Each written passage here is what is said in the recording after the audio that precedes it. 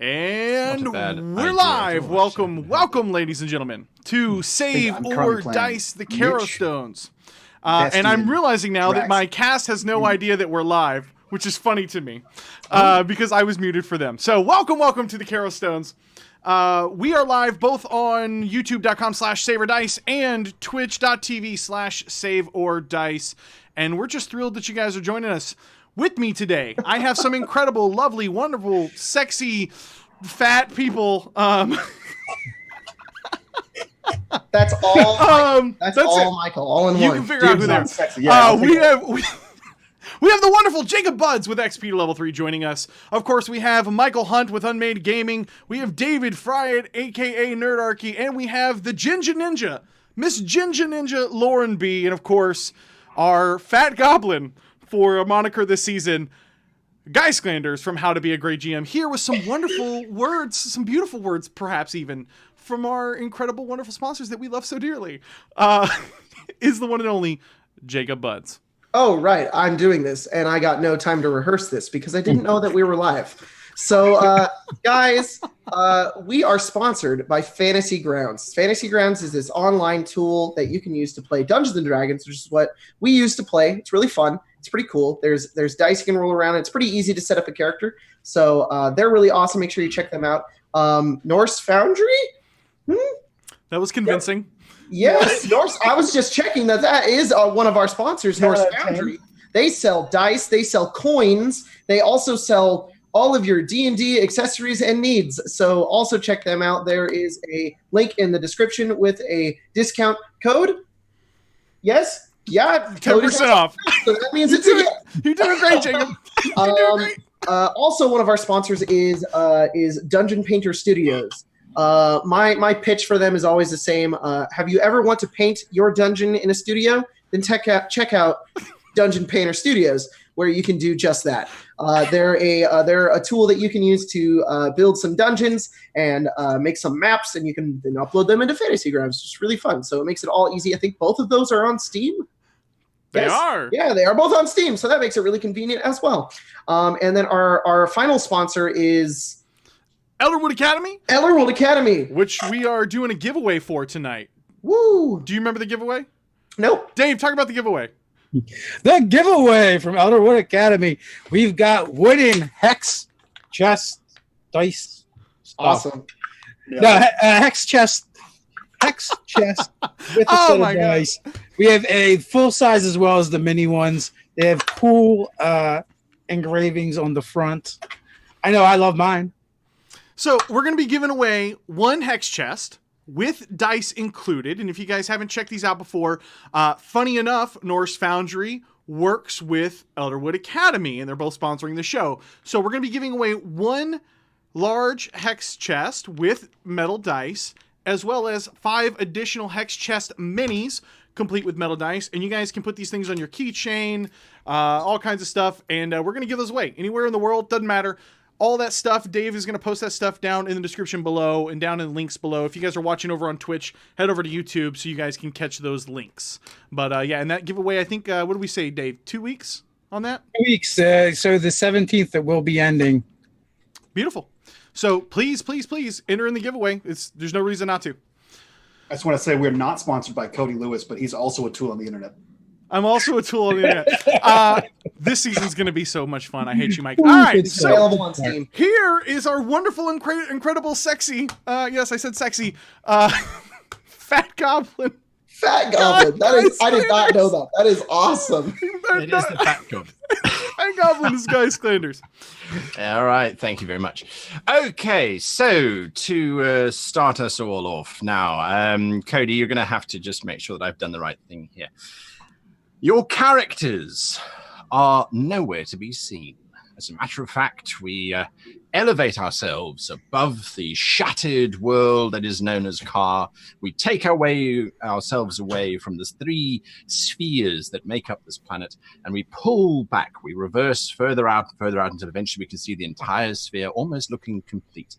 even though it is not. It is a broken world. We continue out and we continue out until eventually we're surrounded by ethereal clouds, great big fluffy white things that smell vaguely of rain and early summer afternoons, and we find ourselves standing in this large, very, very white marbled structure. Great big columns, worlds high, stretch up and disappear into the mists above us, where we can see the stars themselves, the lost souls of great warriors who died in battle, twinkling down upon us. We are standing in, of course, God's Haven. That is the map that I have shared with you.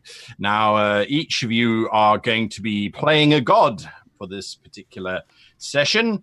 Your characters, as I said, are way down there on that spit of land that the gods themselves fight over. I have tried to assign you these gods. Has everyone got their god? I dragged onto the portraits just to make sure everyone's got their god stats. Let me check. I do not see one, sir. All right, let me try that again. I drag it onto your symbol, right? Absolutely. The little red dragon. Just drop it. Yeah, in the top left, right? Correct. There we go. I dropped a god onto you. No? I got the stats for it, yeah. You got the stats for us? Yeah. Mm-hmm. All right, fantastic. So you got the stats for Tandas. Yes. Give Drax event. Just make sure you're getting these. Nemia, you get Nim. I'm going to play gods in episode Bankus. 1. Okay. You're playing gods. Ner. You are the god of life. Ner. And there we go. Kalasi is the god of Barnabas Bray. It's just to remind us how crappy we'll be when we get our real characters. Right. I know, right? I'm looking at this thing like, oh, that's nice. Yeah, that's nice. Well, I have to scroll 4 times to get to the bottom of it. Okay, cool. Just scroll 4 All times. the stats. All right, now I the symbols are all incorrect, so you'll have to forgive me here. I didn't load them up properly ahead of time. Oh, God, they're dragons. They look like dragons, right? They're not dragons. They're not The great gods. The great gods. Who have I left out? Nice. Yes, I am the seeker. Seeking. I am on the top of the mountain. I'm quitting now while I'm ahead. Absolutely. Who have I left out here? I've got Khaleesi. All right, there we go. Sorry, you'll have to forgive me here for this. So you are all standing on the great... that doesn't work. You are standing on the great mountain top on the... copper on the marble platform that is God's Haven, and in front of you stands resplendent as always the Godfather, the All-Father as he is referred to, Brax himself, the father of the gods, resplendent in his ethereal energy. And the 5 of you have been summoned here to effectively discuss with him why he has summoned you. And he stands there. He is massive in comparison to the rest of you because he is the greatest god of them all. And he looks at you, and his commanding voice resonates out across the heavens. This is the voice that brought all creation into being. And he says, there has been some growing unrest amongst the denizens of our great realm, and I would request that each of you pay extra vigilance in terms of discovering what is causing the heavens to slowly, well, basically disappear. We are losing territory, and I do not understand or know why. I will dispatch you to the 5 realms of our great universe and request that each of you find a solution to the reasons why our kingdom is being attacked by an unknown force, and it must be stopped. That is what he commands you to do. Are you doing anything while standing high above the world of Khan? I'm going to look around, and is there anything else that I see? All right, so looking around, you obviously have this gigantic space that you're in. There, these large columns stretching up and clouds disappearing off in all different directions. But as you look around, your vision allows you to swim through the cosmos with the speed of thought. And you can see at the very edges, there are entire patches of stars, which as you're looking at them, suddenly just go completely black. And you start to realize that different areas of the universe are being chewed up and just going black. Literally, the souls of great heroes are just disappearing. That shouldn't happen.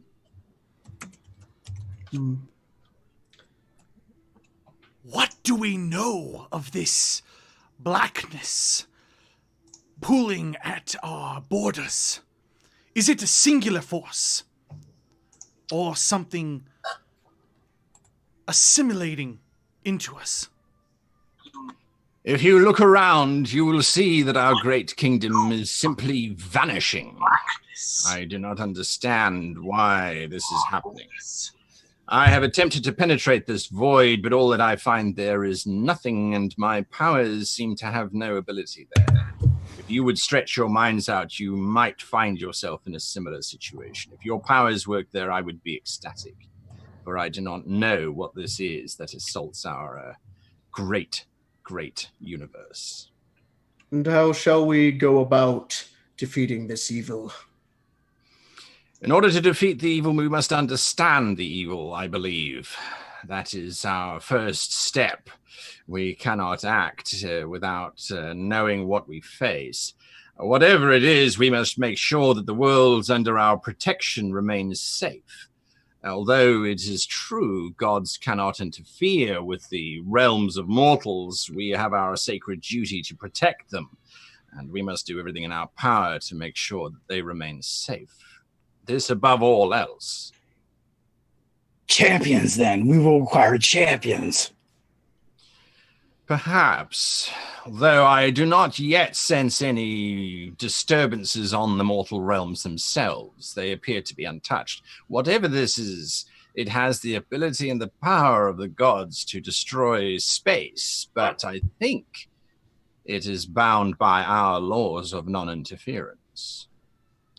Do we think the laws will hold to this power? Until we know what the power is, we must remain vigilant. I will constantly keep my gaze upon the worlds that we hold dear. As to the great voids, I would request that you yourselves travel there to uncover what is behind this. Individually? Or as a group? You are gods. You have the power of the cosmos at your command. I would suspect that spreading our search wide will be better for us, rather than staying close to one another. Unless there is trouble, of course. In which case, then, obviously, we must unite against this common enemy. How many worlds have been lost thus far? So far, it does not seem to have affected any worlds, only stars of heroes. It is as if something is attempting to erase history itself. We have lost about 1,000 of them so far. A mere trifling, to be sure. But the darkness is spreading, it is growing. And if it continues to do so, we will soon lose everything. This is troubling. Then our task is at hand. And I guess I'll leave? I mean, I don't know. I don't Absolutely. know how this god travels, right? But as you are about to leave, another god appears before you. And this is Brax's nemesis. He is the dark god Gashul. He is the god of oblivion. So unlike Brax, who is the god of justice, and yourselves, the gods of life, of secrets, of knowledge, of passion, Gashul is anathema to everyone. He is about bringing about the destruction of worlds and the ending of all mortal life. And he arrives in this sort of swirling of dark voids. The marble around him starts to crack immediately as he appears. And he looks at all of you, and then he looks at Brax. And he says, "There is no need to continue your search. It is I who is destroying the galaxy, and it is I who will reforge it once I am done with my plans." I'll turn and look at him and say, "You're wrong.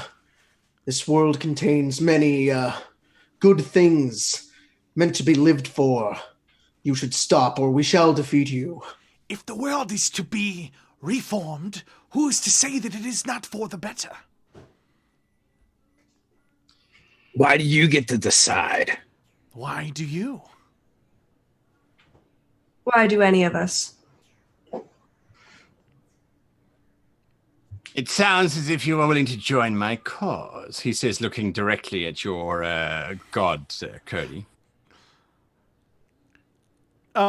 I think I'm quickly taking in the information here from this guy that you've got here. Hell yeah, Colossi is definitely he's definitely all for this.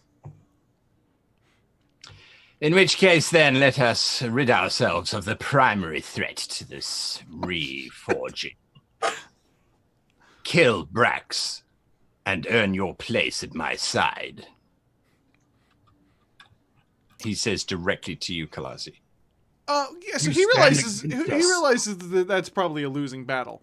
So he's gonna kind of eye all this, and I think I think shit, dude. Like he's gonna. If I'm this god, he's gonna.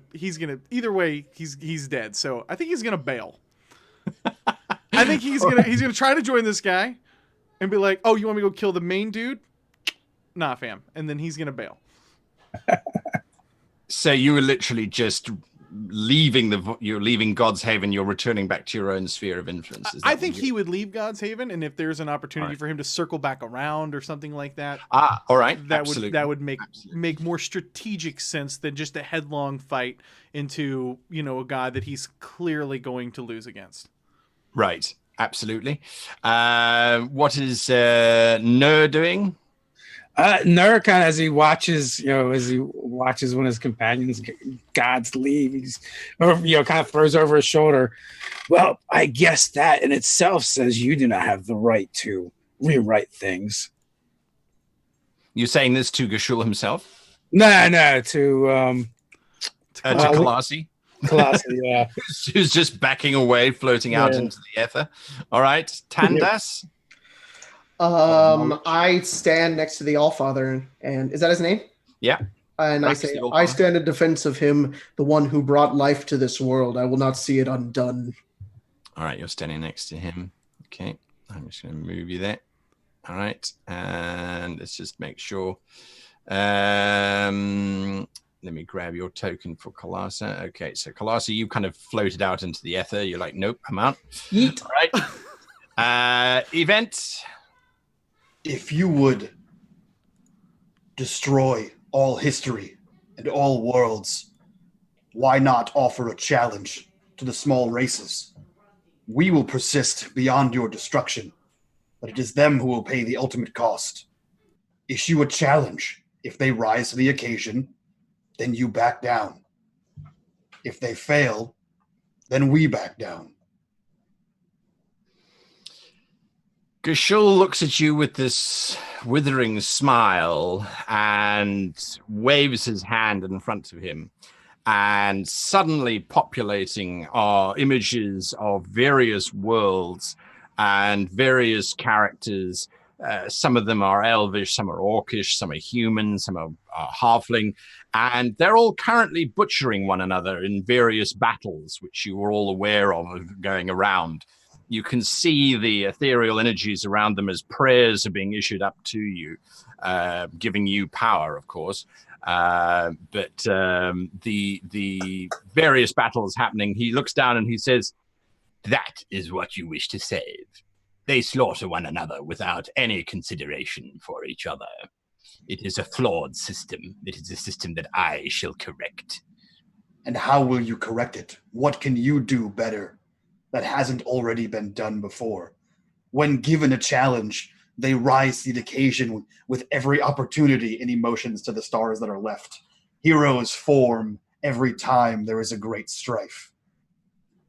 When left idle and to their own devices, yes, they may turn to barbarism, but it is you who must issue them a challenge, or any of us must issue them a cause to rally behind. If you wish to be that cause, then so be it. Reft, what are you saying? I think at the end of him speaking, Reft is just slow clapping and just is anything for more amusement. If they want to prove themselves, how are you any better than them if you want to murder them without warning? Because you're stronger? Brax steps forward and says, enough of this. No one is destroying anything, Gashul. You are not going to reforge the universe. Wherever you might stand, godlings, understand that I am the All-Father, and as the All-Father, I am in power here. We will not involve the mortals in our battles. We will not involve the mortals in any decision-making process. They are mortals. They have their own affairs to worry about. Stand down, Gashul, or we will destroy you. I nod. All right, so you are definitely siding with him there. Yeah. I'm going to say event. Who are you siding with? Are you going with Gashul or are you going with Brax, or sort of staying in the middle? Event is going with the Allfather. He is a fan of the small races. All right. And whatever aids in the safekeeping of them. Reft? I think Ref just wants to see how this plays out, but wants it to be, doesn't want it to be short-lived. So she wants this, or they want this drawn out to be able to see what happens and if they can defend themselves. Absolutely. Absolutely. No? Was kind of siding with the dark evil guy, but he's looking outnumbered. The odds aren't looking great. All right. So I also step off to the sidelines. You step off to the sidelines? Yes. It looks like the darkness is going to do all of our work for us anyway. As you say that, Gashul gives you this look of betrayal as you step away, and he says, if I must take matters into my own hands, so be it. And he just points his hands directly at Brax, and this black energy just shoots out of his body and sails directly towards Brax himself. We're going into combat. Oh dear, what did I do here now? Oh, right. I see how it's working. Okay, so let me just reset the initiative here. And I roll initiative for everybody. So the initiative is this order here. Okay, everyone's going last. All right, so Draxus, or should I say Draxus, sorry, who you're playing? I've lost track. I've tried to keep track. Event. Event, that's right. Draxus, what is Event doing? This energy is pouring out of Gashul, washing over Brax, threatening to destroy him. Man, he's pooping his dragon pants. I'm gonna try to. Can I just click on something? I'm gonna use. I have paralyzing breath. So yeah, I'm gonna try to stop this guy. It would be a DC 24 Constitution saving throw, or be paralyzed. All right. He's just like he just chooses to pass. Yeah, he kind of like yeah. I'm a legendary thing. I'm saying I'm not gonna. Yeah, he kind of like rears back and he just bellows out, "Stop this madness!" And as he does, the breath kind of leaves him. Right. Okay. And that's exactly what he does. He completely just ignores it. He passes the save. Well, shit.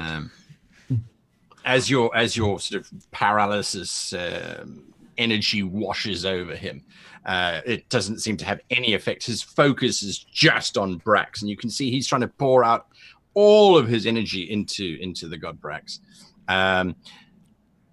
Next up is let's see if I can do this correctly. Okay, sorry. So who are you playing? You are playing Reft. Reft is next. That's you, Nemia. Reft doesn't want to get involved.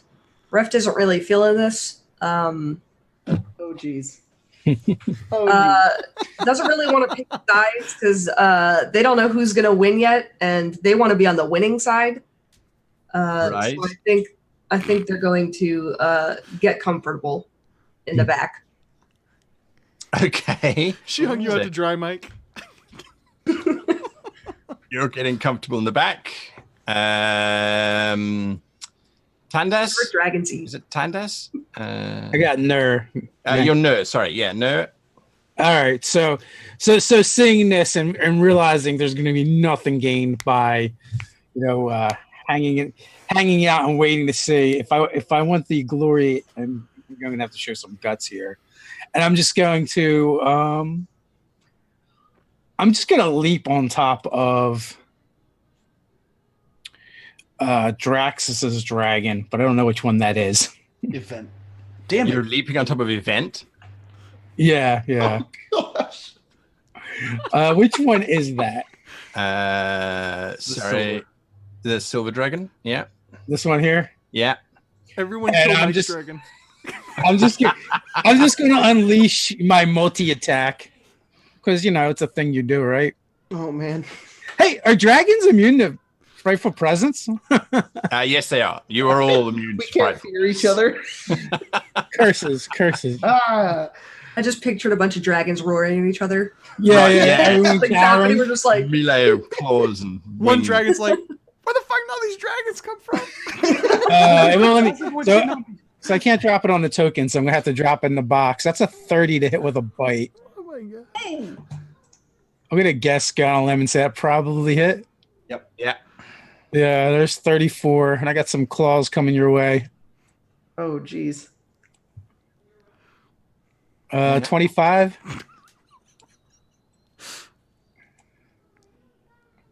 Well, that was a wimpy claw. That really Fuck me, was. right, Dave? That really was. All right, you're just sort of Hey, splashing. Mike, you play games with us.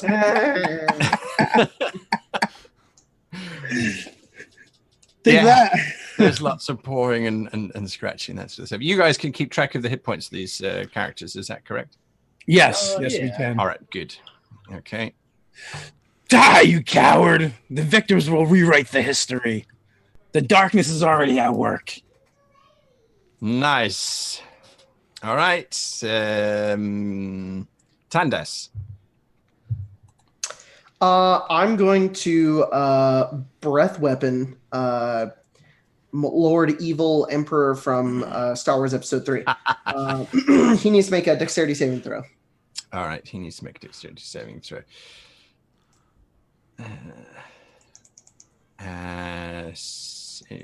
I just double click on it. No, The little S. You see the little S on the sheets?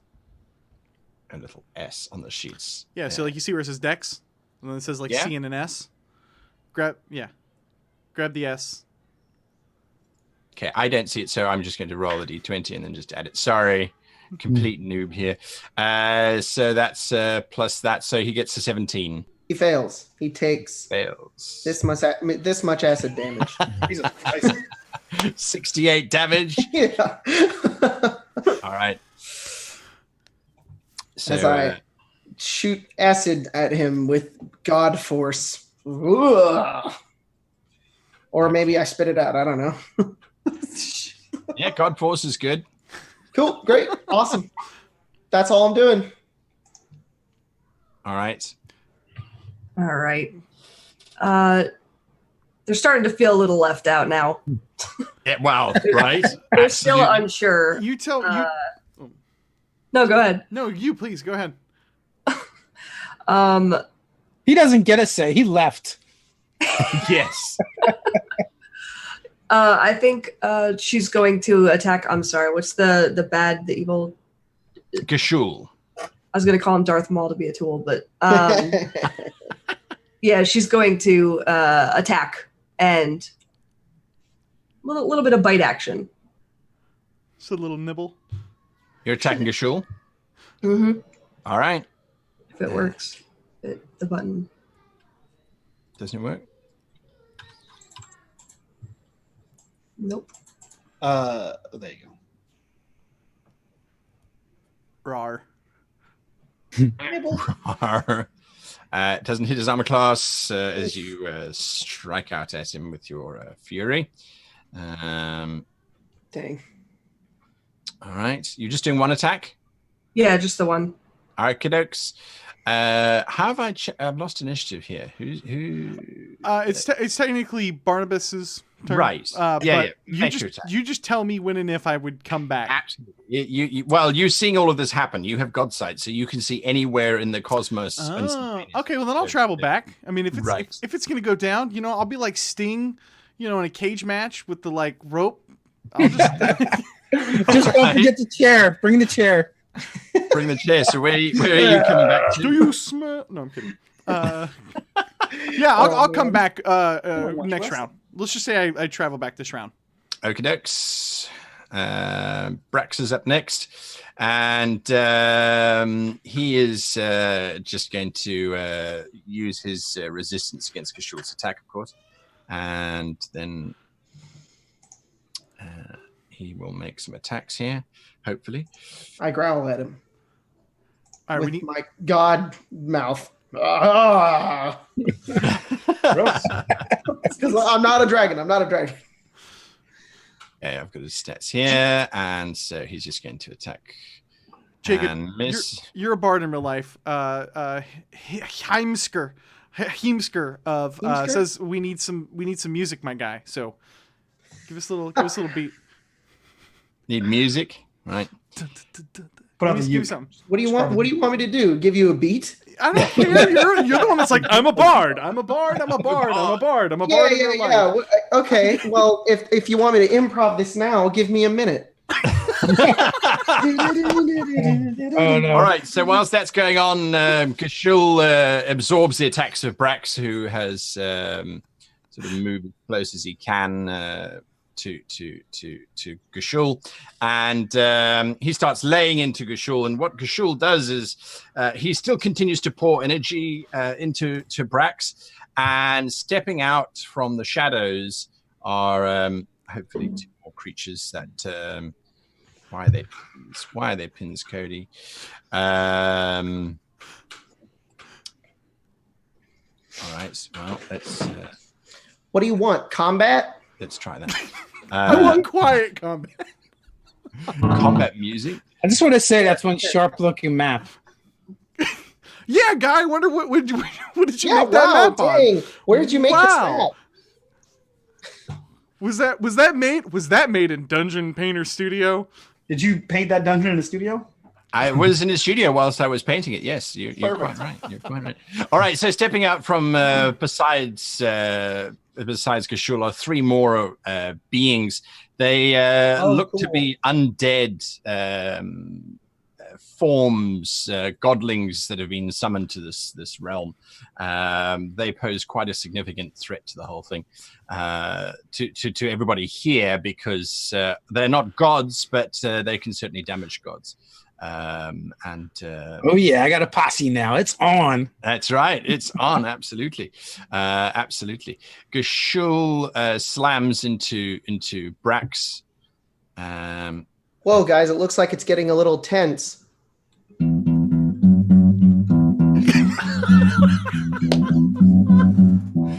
Well, there you go. You can't argue with that.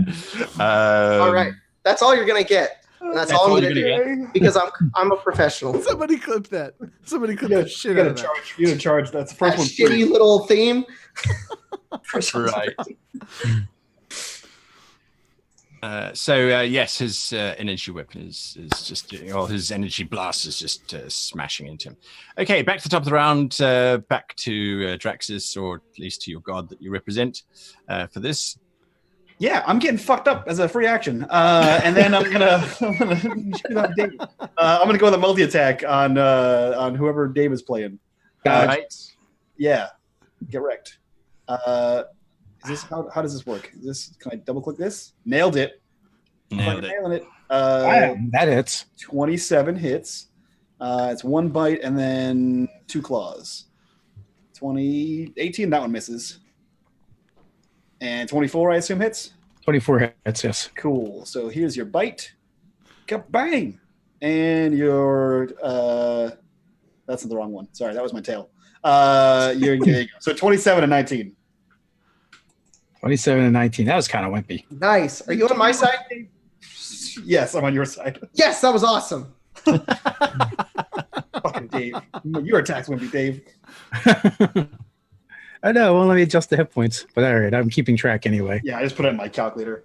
And he kind of like claws, and it's like two definitely not dragons attacking each other. And he says, "You are the coward, falling weak before your disgusting prey." Interesting. Reft, you're up next. Let's try and keep the order right this time around. All right. No, Reft is Nemia, basically. So they're a little bit frustrated that they went right past the enemy. So they're going to go back for round 2 with a multi-attack. Make your attack. Multi-attack.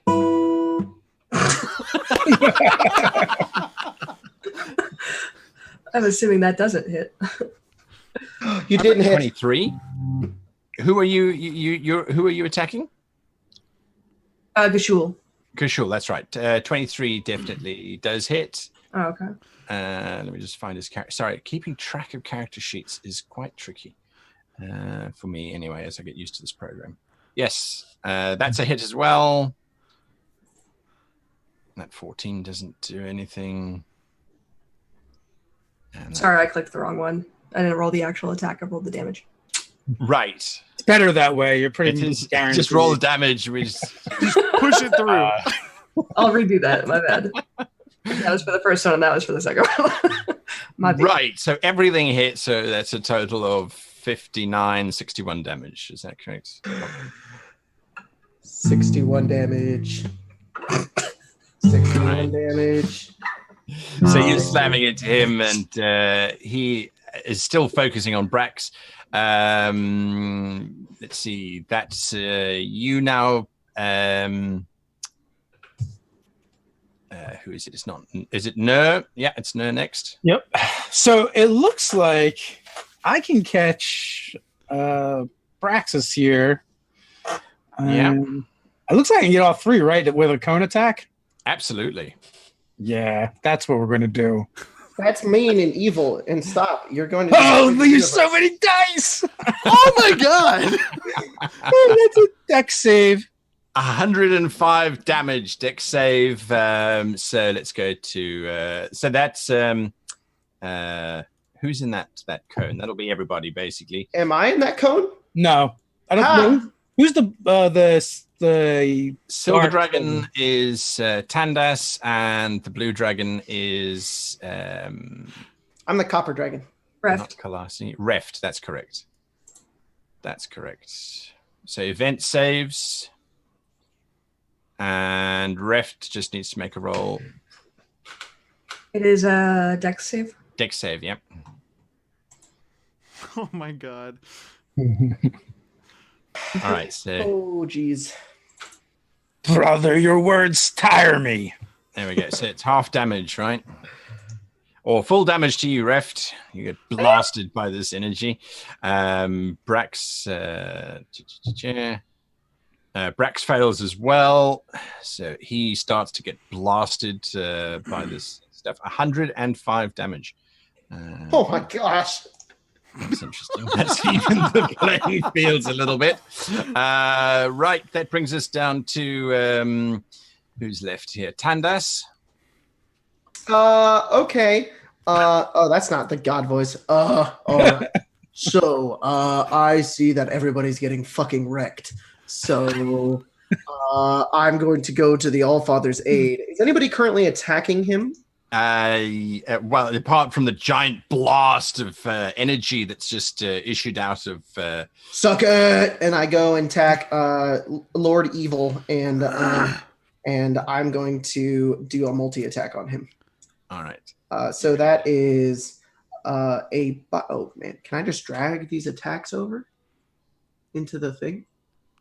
If you double click. If you look at where the Double-click? word turns Either- blue, double click on the word turns blue. Either one. You can double click it or you can drag it.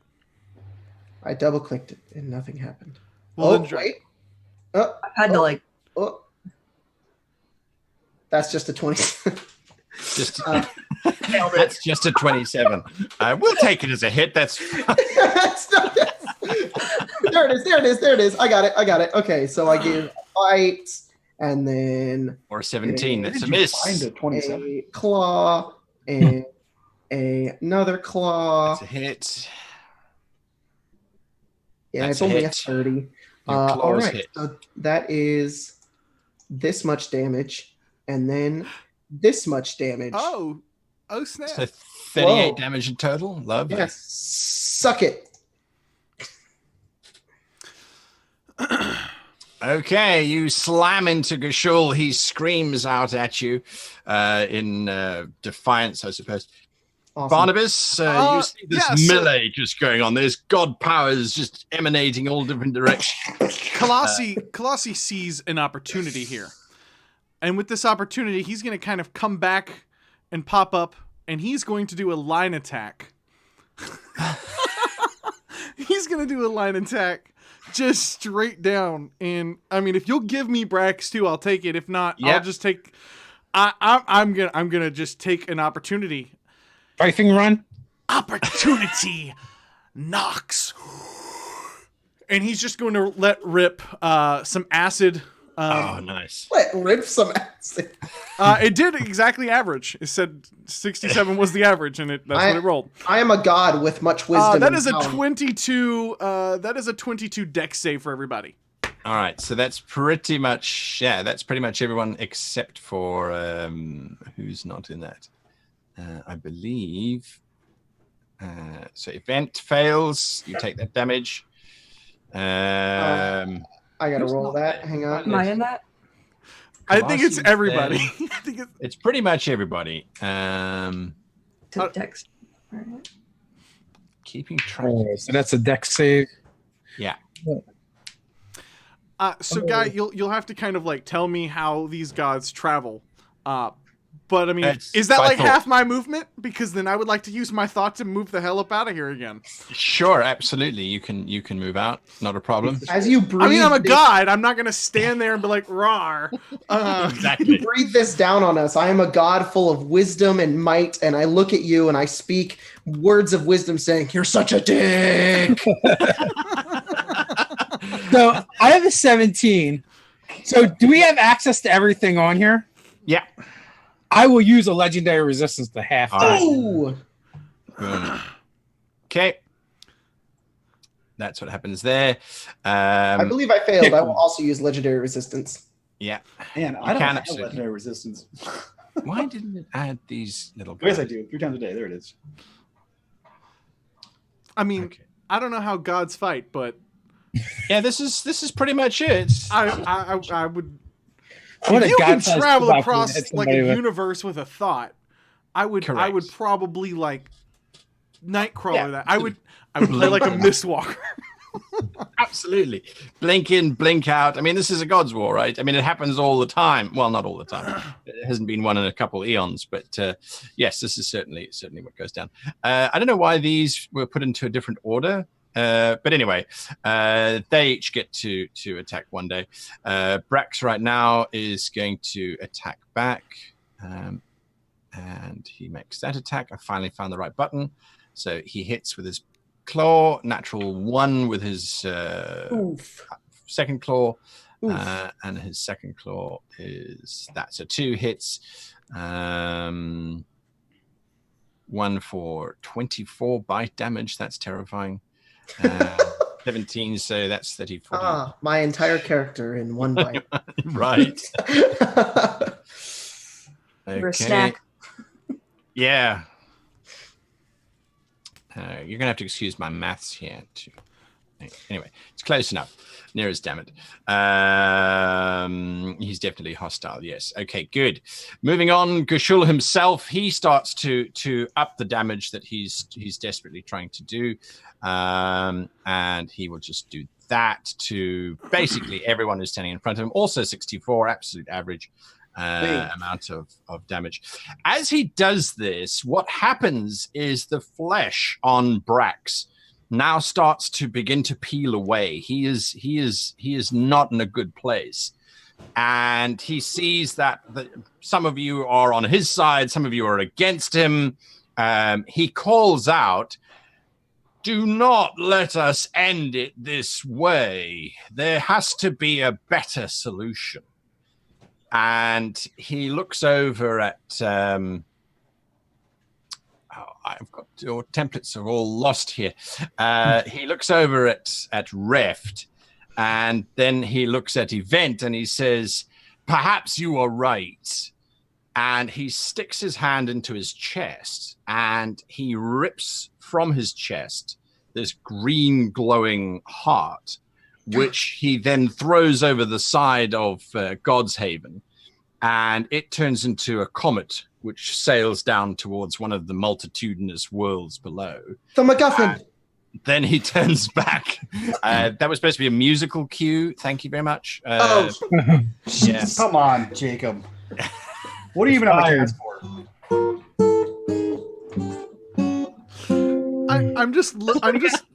I liked it. I'm just watching Lauren's face because she's never been on Saber. This is her inaugural episode of Saber Dice. No, this is great. I'm having a great time, guys. We need a slide whistle for the heart dropping.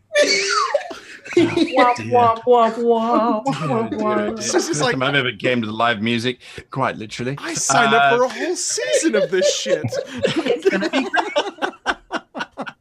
I'm sorry, this is supposed to be important. This is important.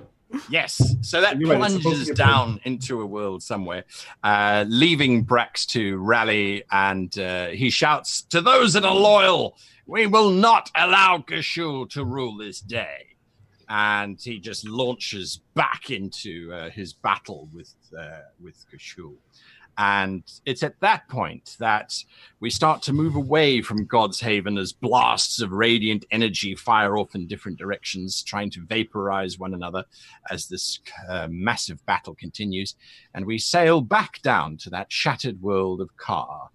And we sail beyond the solar sphere with its great big stretching deserts all baked and burnt into the sun, the outer sphere, and we sail deeper and deeper into the center of the planet, where we get to the terrasphere, which is covered in lush green jungles with great big mountain ranges scattered about on these slowly drifting islands that make up the terrasphere. And the terrasphere, of course, is where we continue even closer in until eventually we find this remarkable small little village of, well, not village, small town of Fenendrome. It is a centaur-controlled territory, and it is known as the City of 1,000 Hooves. And we continue into Fenendrome, into a small little tavern known as the Dancing Horse. And from there, we find 5 rather curious-looking adventurers who are sitting quietly enjoying a drink of their choice as bad bardic music plays in the background. That is where we find ourselves. And I think it's at this point that it would be good for us to see who it is exactly that is with us. And so, Draxus, starting with you, give us a description of who you are and what do we see sitting at this table nursing. Jacob, if you could play Wonderwall, that'd be great. Oh, yeah, no problem. Please don't. Tune it for 5 minutes beforehand. So it's... hold on, I got this. Wing! No, that's... Hold on. I'm going to guitar. I know how it works. Play some music, you useless bard. That's what I'm paying you for, shouts the barkeep. Oh, God. What have you done? Oh, no. So, Draxus is sat at one of the tables.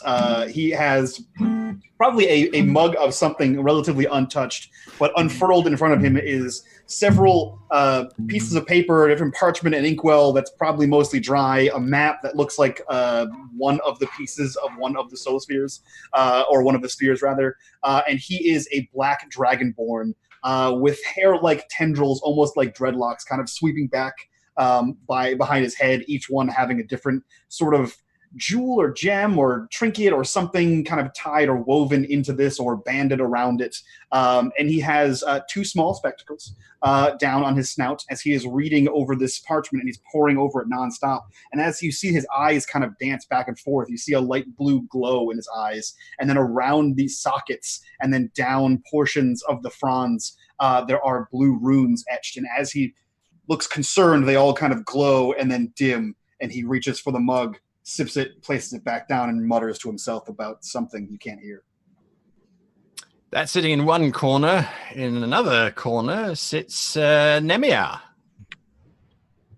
Nemia is she's about 5'6". She would be sitting hunched over one of the tables with her long horns elongated in front of her face with various pieces of cheese and bread on them. And she's just going through different food and is just very distracted at the moment and just sort of eating, looks around every once in a while, just kind of chewing with her mouth just a little bit open and taking in the sights, trying to make conversation as people come by who just ignore her, and then just goes back to eating her food and picking bread off. She is wearing a very loose-fitting robe that looks like it could have once been a potato sack that she found outside. That's awesome. Vankus?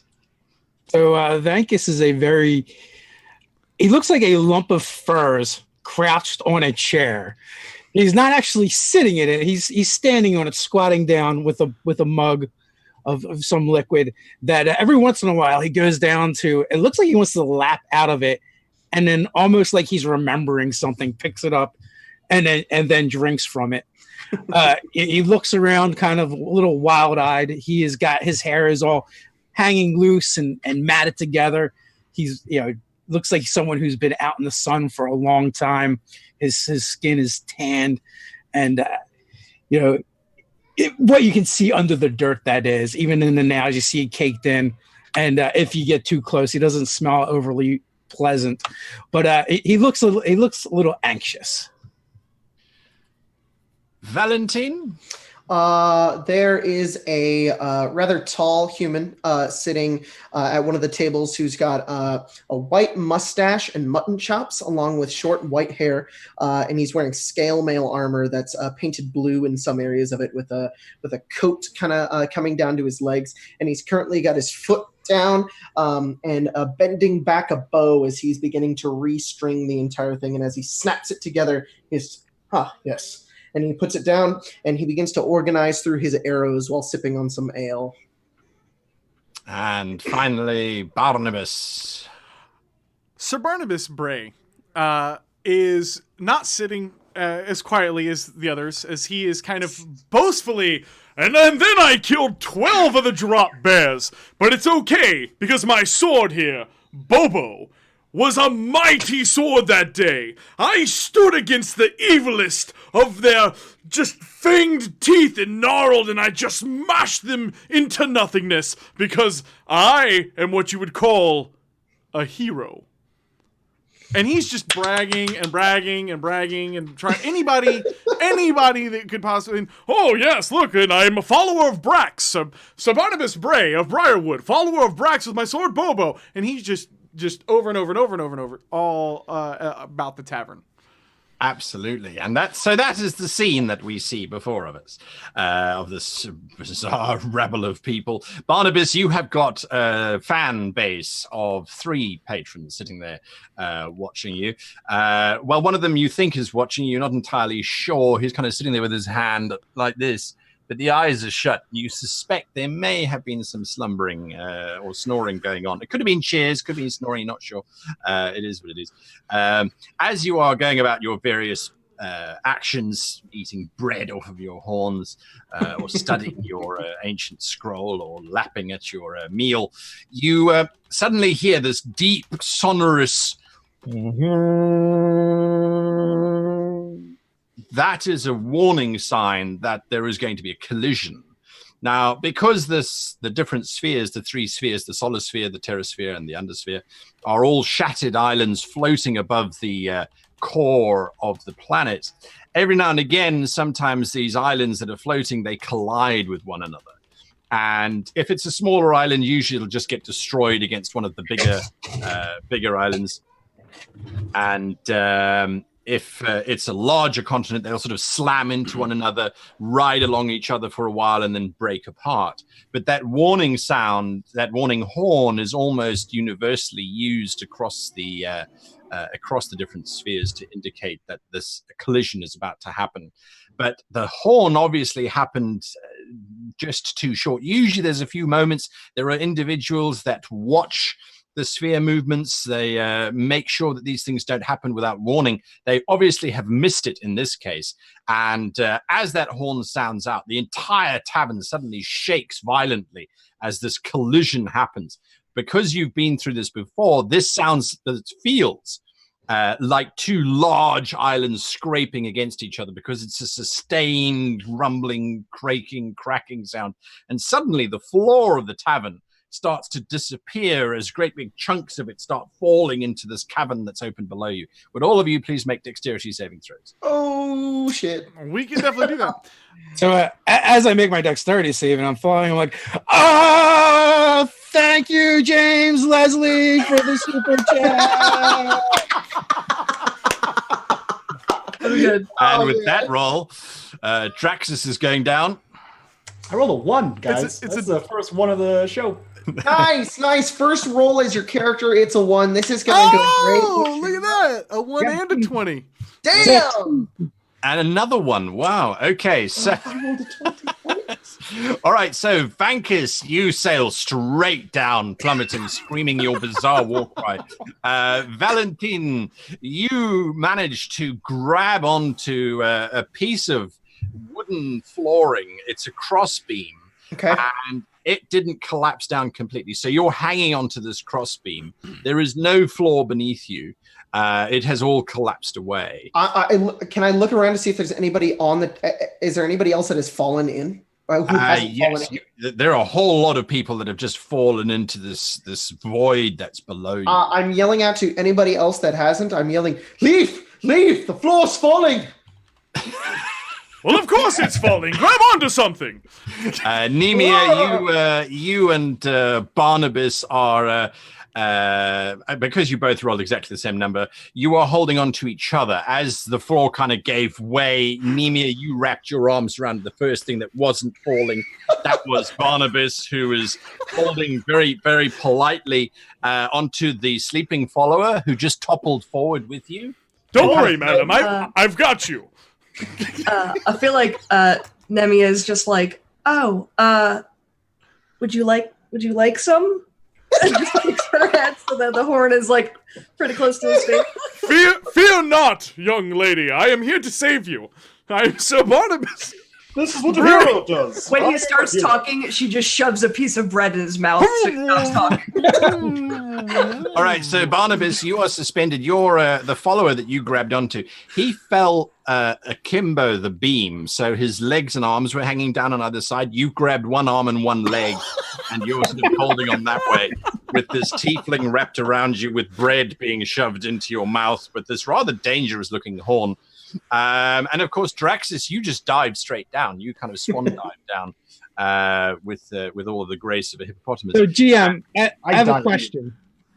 Technically, as a druid, I cannot wild shape into something that flies. Can I wild shape into something that glides like a flying squirrel? Absolutely. Awesome. Absolutely. So I'm a squirrel. I'm flying.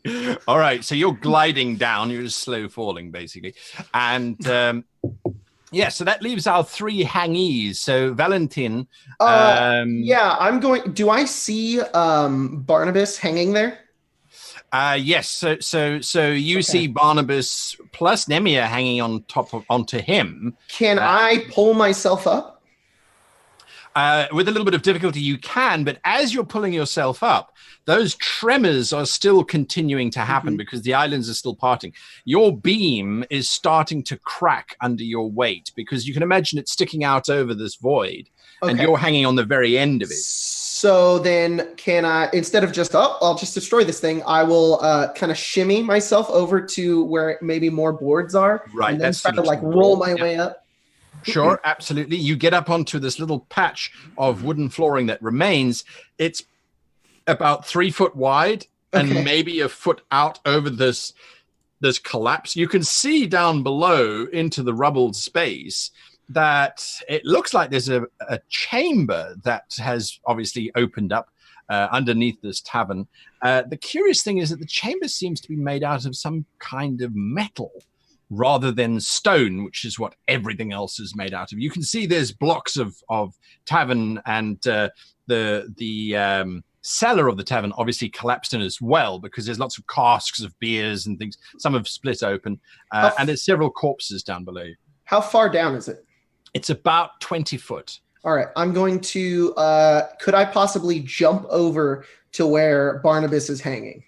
Absolutely. You can jump onto the beam that's got the patron hanging over it. And then Barnabas I'll jump over there and I'll pull out my hand to Barnabas and I'll say, get up here.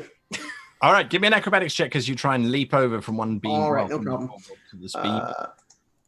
Gosh, it's so easy. I can just go into my skills here and just grab what I need to roll and just roll it. So great. Thank you, Fantasy Grounds. And it gave you a 1 for that. So thank you, Fantasy Grounds. No, but that's all right. So as you leap across the void to try and get onto this beam, you realize that perhaps you should have maybe not have leapt with as much vigor as you slam into the opposite wall and slide past Barnabas and Nemia down into the pit below you. That takes us to Barnabas himself as he hangs there. Thank you for the food, but I believe it is time. He's kind of actually starting to like let go a little bit because he's got chainmail and a sword and a shield, and he's trying desperately to look manly in front of Nemia as he's hanging onto this dude's leg, and he's slowly sliding down the cloth here. I would appreciate it very much, madam, if you would possibly. I'm sorry, and and he's just gonna go plummeting down to the ground down below. All right, so you he's just not able to hang on. This tangle of bodies at the bottom. All right, so as you all land, you all take 1 point of damage. There we go, 1 point of damage each as you land in this rubble, except for you, Vankus, as this little itty-bitty little squirrel comes gently gliding down to land. How much damage? 1? On the rubble. 1 point of damage each. Oh, oof. I will stay in squirrel form until I know what's going on, and I'm just like, all right, checking out the other people that kind of fell as well. I'll stand up as soon as I'm down there, and I'll yell, "Is everyone all right?" I forgot to. So you are inside this chamber, and you can see the bits of tavern above you. The shuddering has stopped to a certain degree. There's still sort of aftershocks and things happening around you, but it feels as if it's coming to an end. There's barrels and things broken around you with ale sort of sloshing around. That's starting to drain. The only thing that's particularly worrying is that in the side of the wall there is obviously an old aqueduct of some kind, although it's subterranean, so I suppose it's sewer pipe more than anything else, that has been shattered open, and it is just pouring water into the chamber, and already the floor is about ankle deep. As you find yourselves standing there. Is the water filling the room up? Yes, it is. There's some stairs that you can see. I'll look for anybody else that's down here and grab them and try to take them up the stairs. Yeah, what's the light situation? Stairs go down. Not a good idea. If we wait, the water will just bring us up. Perhaps. I believe that is a great idea. In fact, I thought of it also. Except there's unconscious people. Show you did. All right. You're starting to go through the unconscious people, Nemia. And the patrons themselves, there were only 3 in the room, and then there was the bard, of course. The bard is unfortunately dead, plunged to their death. They've been impaled on the wooden remains of their loot. It fell down first and then so it's kind of gone straight through their chest. Jake the Bard is his name. Right. So, Can Nemia just say something over their body, like under her breath? absolutely. The bard that died. Okay. Sure. You're praying up to your god to say goodbye to them or to look after them or To Nur. Yeah.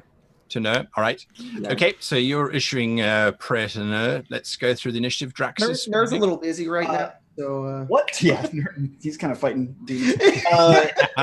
What is this like just flat walls? What's Yeah. So you start to sort of get a hold of your senses, and you can see that there's rubble that's fallen in, obviously, with you.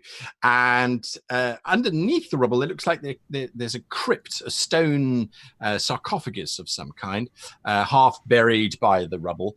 And then there's the rest of the chamber. The walls are unusual. They look as if they're made out of steel or iron for some unknown reason. And the room, although the aroma currently is that of beer, the beer is being diluted by the water pouring in even more than it originally was.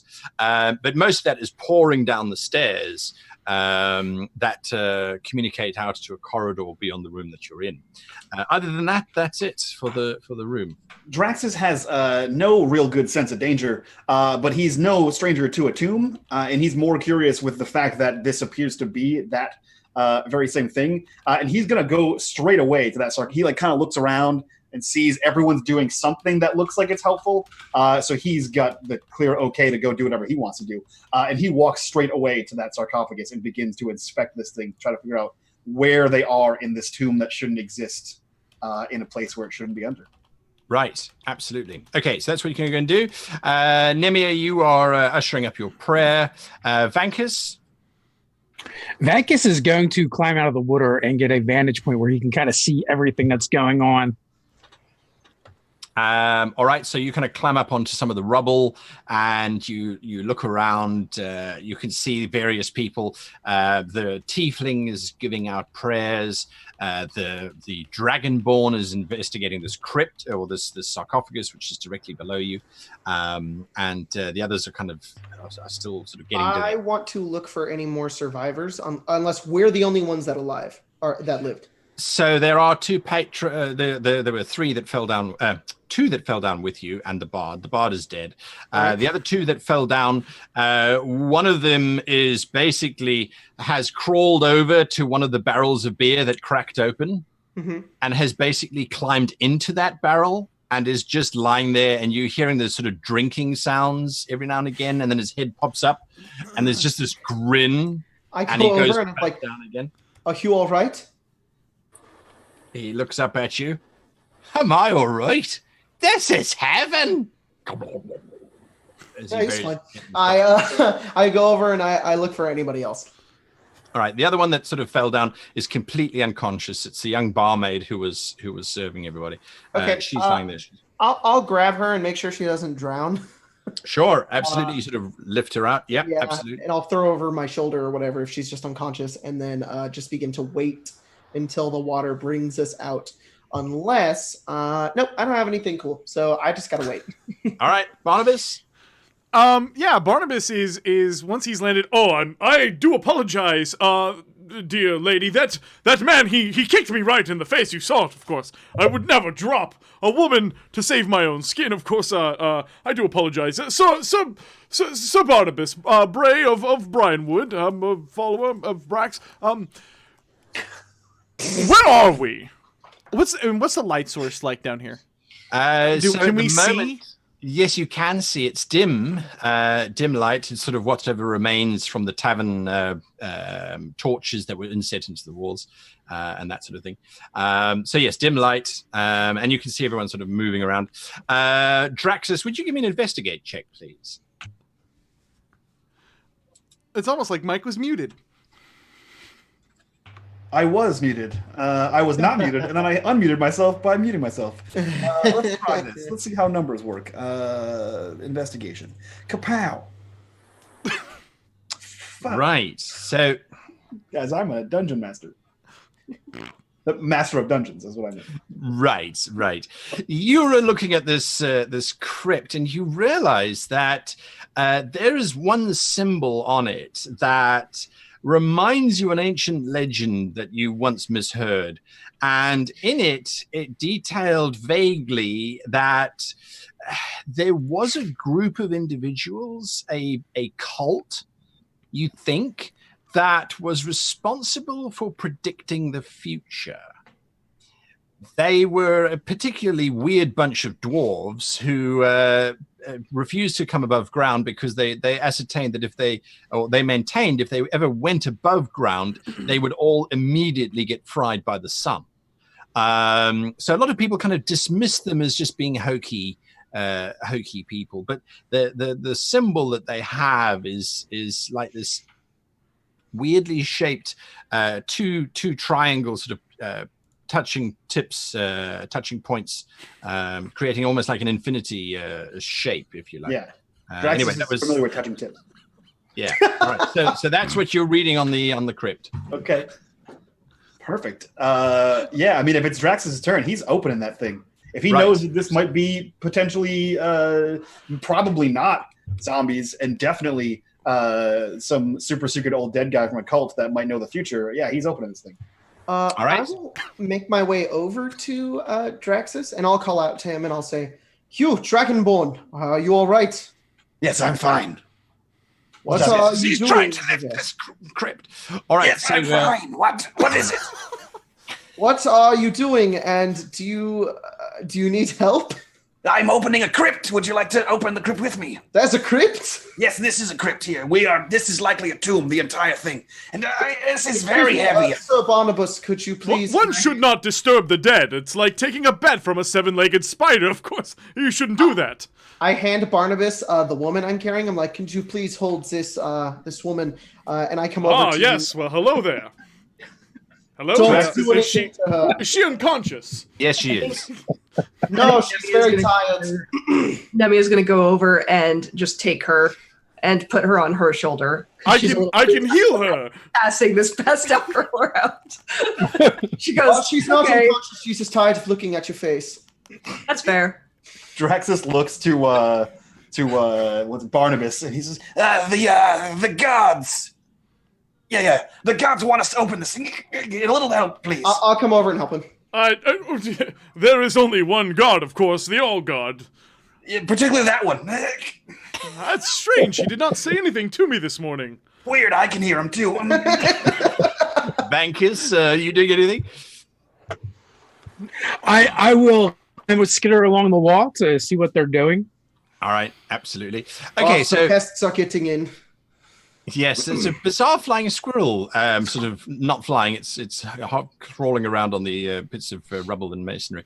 All right, so from the three, Barnabas, are you helping open this? For the record, when Jinx came over to help out with the young lady, Barnabas actually would have gone over and did lay on hands for at least a point to try to bring them back to consciousness. So, however many unconscious people there are, he will spend a point. He will also spend a point trying to bring back the dead bard. Even if it is a waste. Right, absolutely. Yeah, you sort of touch everybody. So how many points did I lose? Well, the body costs you 1. The barmaid costs you 1 because the moment you touch her, she starts to sort of rouse a little bit. Guy, this is a family show. Let's keep it clean, okay? You're the one running around touching. The goddamn motherfucking family show. Primetime television hour. You can't talk about being a I'm kidding, man. I'm just touching tips was bad enough. Fucking with you, buddy. Right. So how many points did I end up spending? 3. 3? Okay. Yeah, unless you want to touch the drunk guy, because he's currently passed out. He has rolled over onto his back and is sort of floating in this keg of ale. Touched everyone else. Might as well touch him too. Yeah, I'll touch him, and then I'll pull him out of the ale, and then I'll start shouting down, "I can save all these people. I just need some rope." At whoever can hear us. Whilst you're shouting that, you can see the barman. He's holding on to what remains of his bar. He's trying to keep it from falling in. I need a strength check, please, from Draxus and from Valentine as you two try and push this lid open. As Barnabas yells about, "I need some rope," rope just hits him in the face as I throw it at him. Like, here's rope. All right, and you're going to try and push this. You realize, Draxus, this is a hinged crypt, and you don't push, you just open. But you're busy pushing as best you can. So it's you know what? Hinged ones are very rare. Absolutely. Guy, save or check? Check. All right. Boop.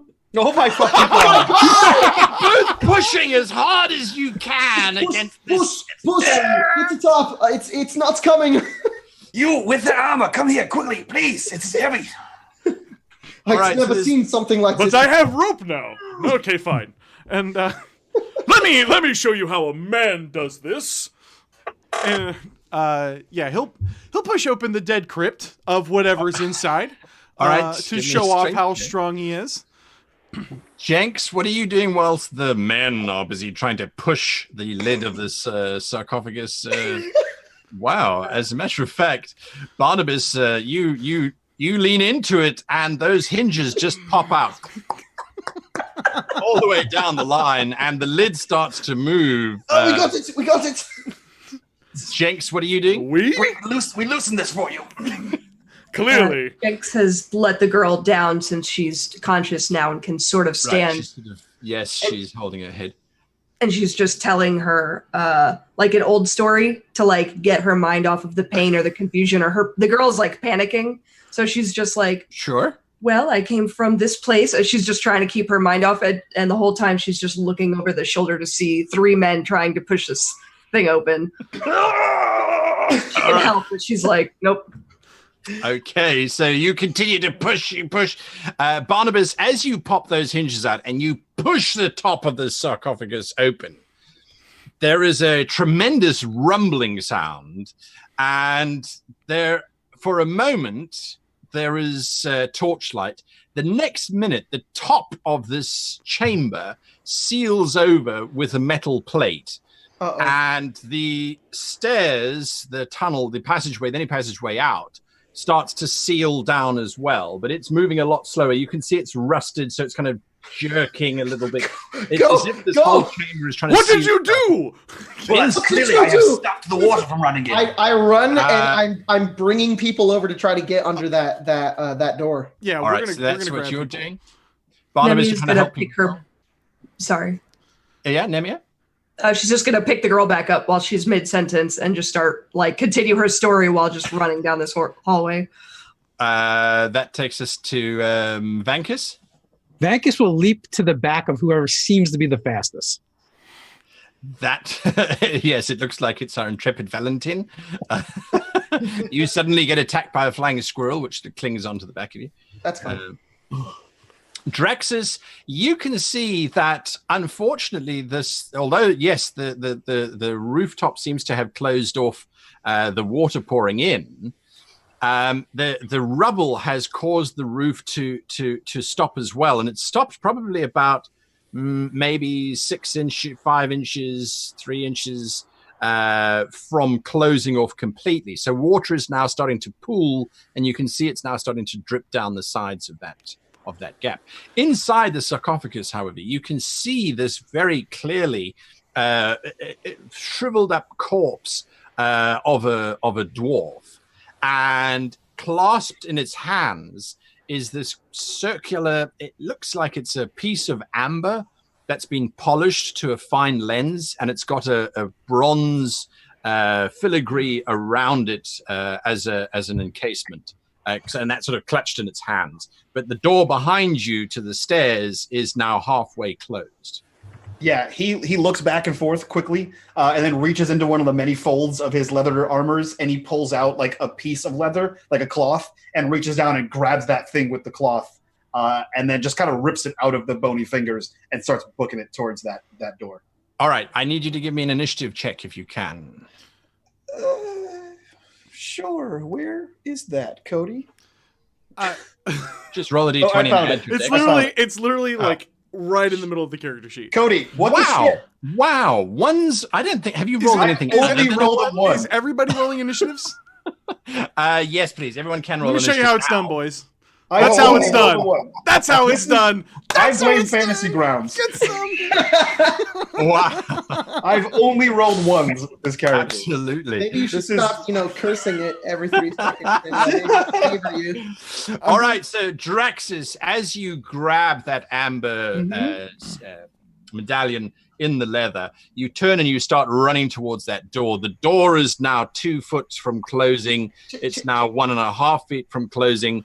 Looking behind you, Jenks, you realize, although you're holding the barmaid, you kind of shot a glance around. You realize that Draxus is still rushing towards the door. The water may be slowing him down. You don't think he's going to make it before this door seals shut. What are you going to do? She's going to let the barmaid down and sort of get her in like the rook of her arm and just fling her forward. And she's going back for him. Sails off. Yeah. She'll go back and offer a hand to just kind of pull him faster forward towards her. Okay. So that's what you're going to try and do. Okay, give me an athletics check, if you please. Have we all made it across except for Draxus? Yes. Oh, make sure to grab your hat when you slide underneath. Right? Yeah, I know. I was going to say, get the rope, stupid. Okay. I have a whip. I'm fine. I don't need rope. Guy, if you can lock the scale, then it won't matter anymore. You can lock token scale. Hey, can you bring that map up again? Because I accidentally clicked off of it. All right, let me do that. Okay, so you thank you. Try to reach out towards Draxus. You grab Draxus's Draxus. Are you reaching out for her hand? Yeah.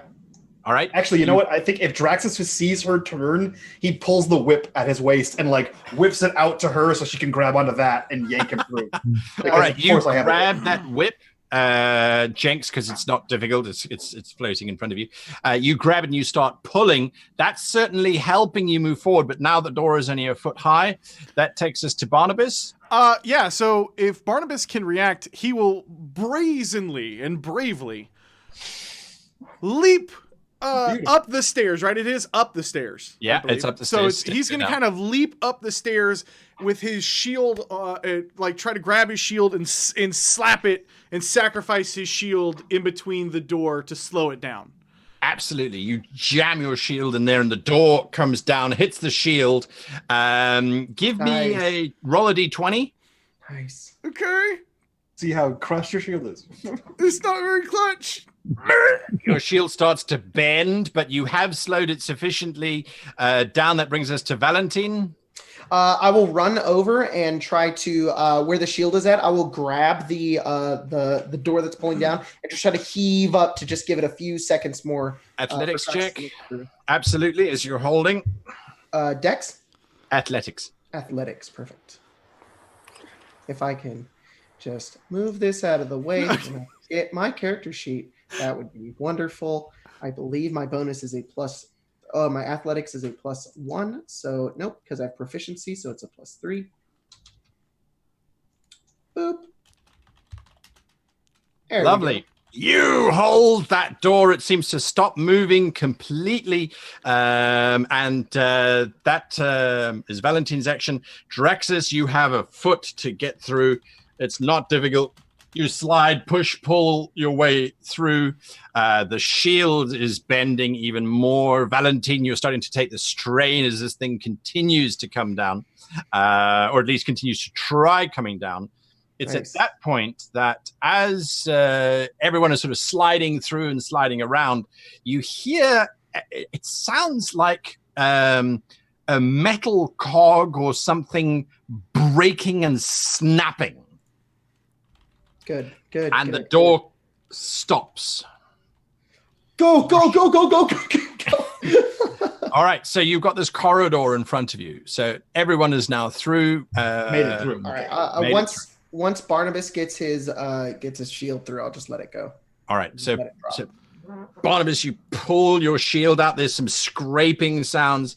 It's slightly dented on the sides. It survived?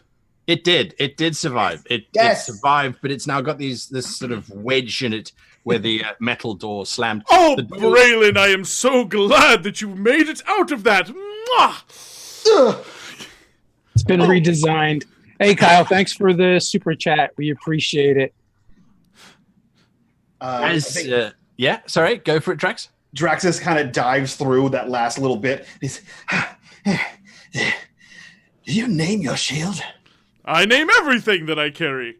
And I start going, like, he touches his pauldron, he touches his chest plate, every piece of equipment, and they're all B names. Fascinating. I walk over and I say, do you think he's named his prick? Binky, I would guess. That's a good one. The corridor is now very, very dark unless you have low light vision or a source of light. It is. I am a human. It is very dark in here. And I pull out a torch and I light that. All right, so you've got a torch going that illuminates out this corridor. The corridor remains made out of steel, the entire surface. On this side of the corridor, you can see that there, inset into the wall, there is this large circular. It looks like a depression almost, and. Draxus, it looks as if it's the same size as that amber amulet that you stole, but there is a panel with this socket in it. For the record, guy, it's stealing when they're alive. It's looting when they're dead. My apologies. Completely different jurisdiction. It's a technicality. If a fantasy lawyer were to come by, he sees that and just sort of like strides past everyone. And slowly unfolds the piece of leather, reaches out, and he pushes this thing in and kind of looks back to everybody and clicks it into place.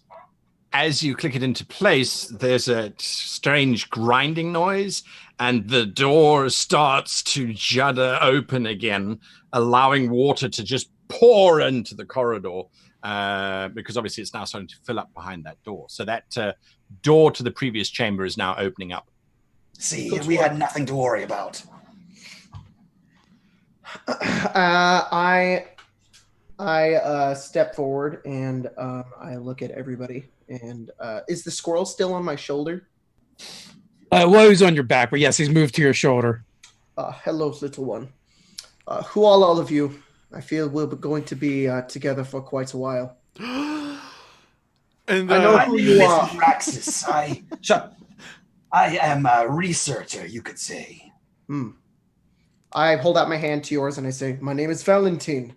I was a soldier. Well, at least you was in a good way and not was as in you're dead now. Yes, I guess the good ones tend to die. The cowards tend to survive. Well, that speaks to your character. Like completely dismisses you, and you, and points to Nemea because he completely avoids Barnabas. You, the eating one. Oh, me! And she starts pulling the soaked through bread that's like kind of falling off and crumbling, and just starts cleaning off her horns. I am Nemea Jenks. You can call me Jenks. If I had friends, that's what they would call me. I am here. And she just kind of looks around. I don't know how I got here. I wonder. I am sorry that your homeless life has led you down to this unfortunate journey. It's okay. I can defend myself. And she just starts to pull up her sleeves a little bit, and you can just see scarring all over her hands on the tops where you can't see anything but scar tissue. Oh. That's cool. The water is now just above your ankles as the chamber continues to fill. Oh, it's filling?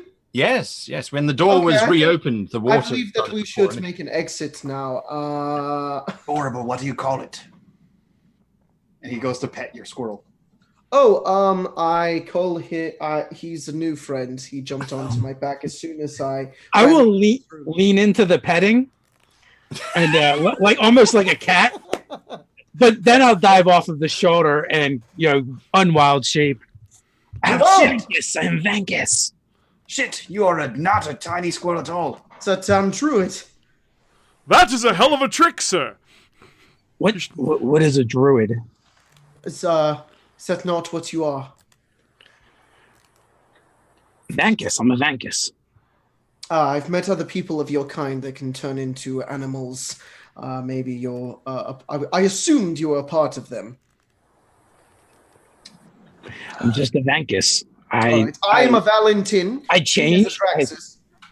I change sometimes when I need to be something else. That's very useful. Could you change again and tell us what's beyond that door? I'm afraid it doesn't work that way. Ladies and gentlemen, I don't want to alarm you, but I'm not sure if you're familiar with things called traps or the moistening in your boots, but we are currently in one. Oh, yes, we should deal with that. Nemia has her foot out. I don't wear boots, so I noticed. And she sticks her foot out, and then she just starts padding through the water, and she's going to go see if there's a way out. Are you heading back to the original chamber that you fell in through, or are you going to continue down the corridor? She's going to continue down the corridor, and you just see her moving her hands along the walls, and if she senses or, feels anything, along the ledges. Right. And tell me, you have dark vision? Yes, 60 feet. 60 feet. Okay. So the walls are very, very cold to touch and very, very smooth as well. Now, one of the other things that you sense is that as you moved away from that original chamber, the aroma of beer has been replaced by this very metallic scent, but also the atmosphere feels quite heavy. It feels like you're in a very heavy space. It's difficult to define, but you look out and there's a chamber in front of you. You can't. You've got 60 feet, you say. So you sort of. Let's try that again. You look out in front of you, and there's a large chamber that is revealed with columns running down the one side, and more of those crypts, those sarcophagi, are revealed in front of you. But you definitely get a sense that this is a bigger space beyond that you can continue to journey through. And she will. She doesn't stop walking or wait for the group. She's just running her hands along the walls and just kind of taking in the scenery. Okay. Are you following the wall with your hand, basically? Mm-hmm. All right, cool. All right, so Nemia disappears into darkness. I will follow after her. You're following after her. Okay. Mm-hmm. Valentine is following after her. You have the torch with you. I do. So that throws light out. Again, illuminating more of these stone coffins. After Valentine, Draxus.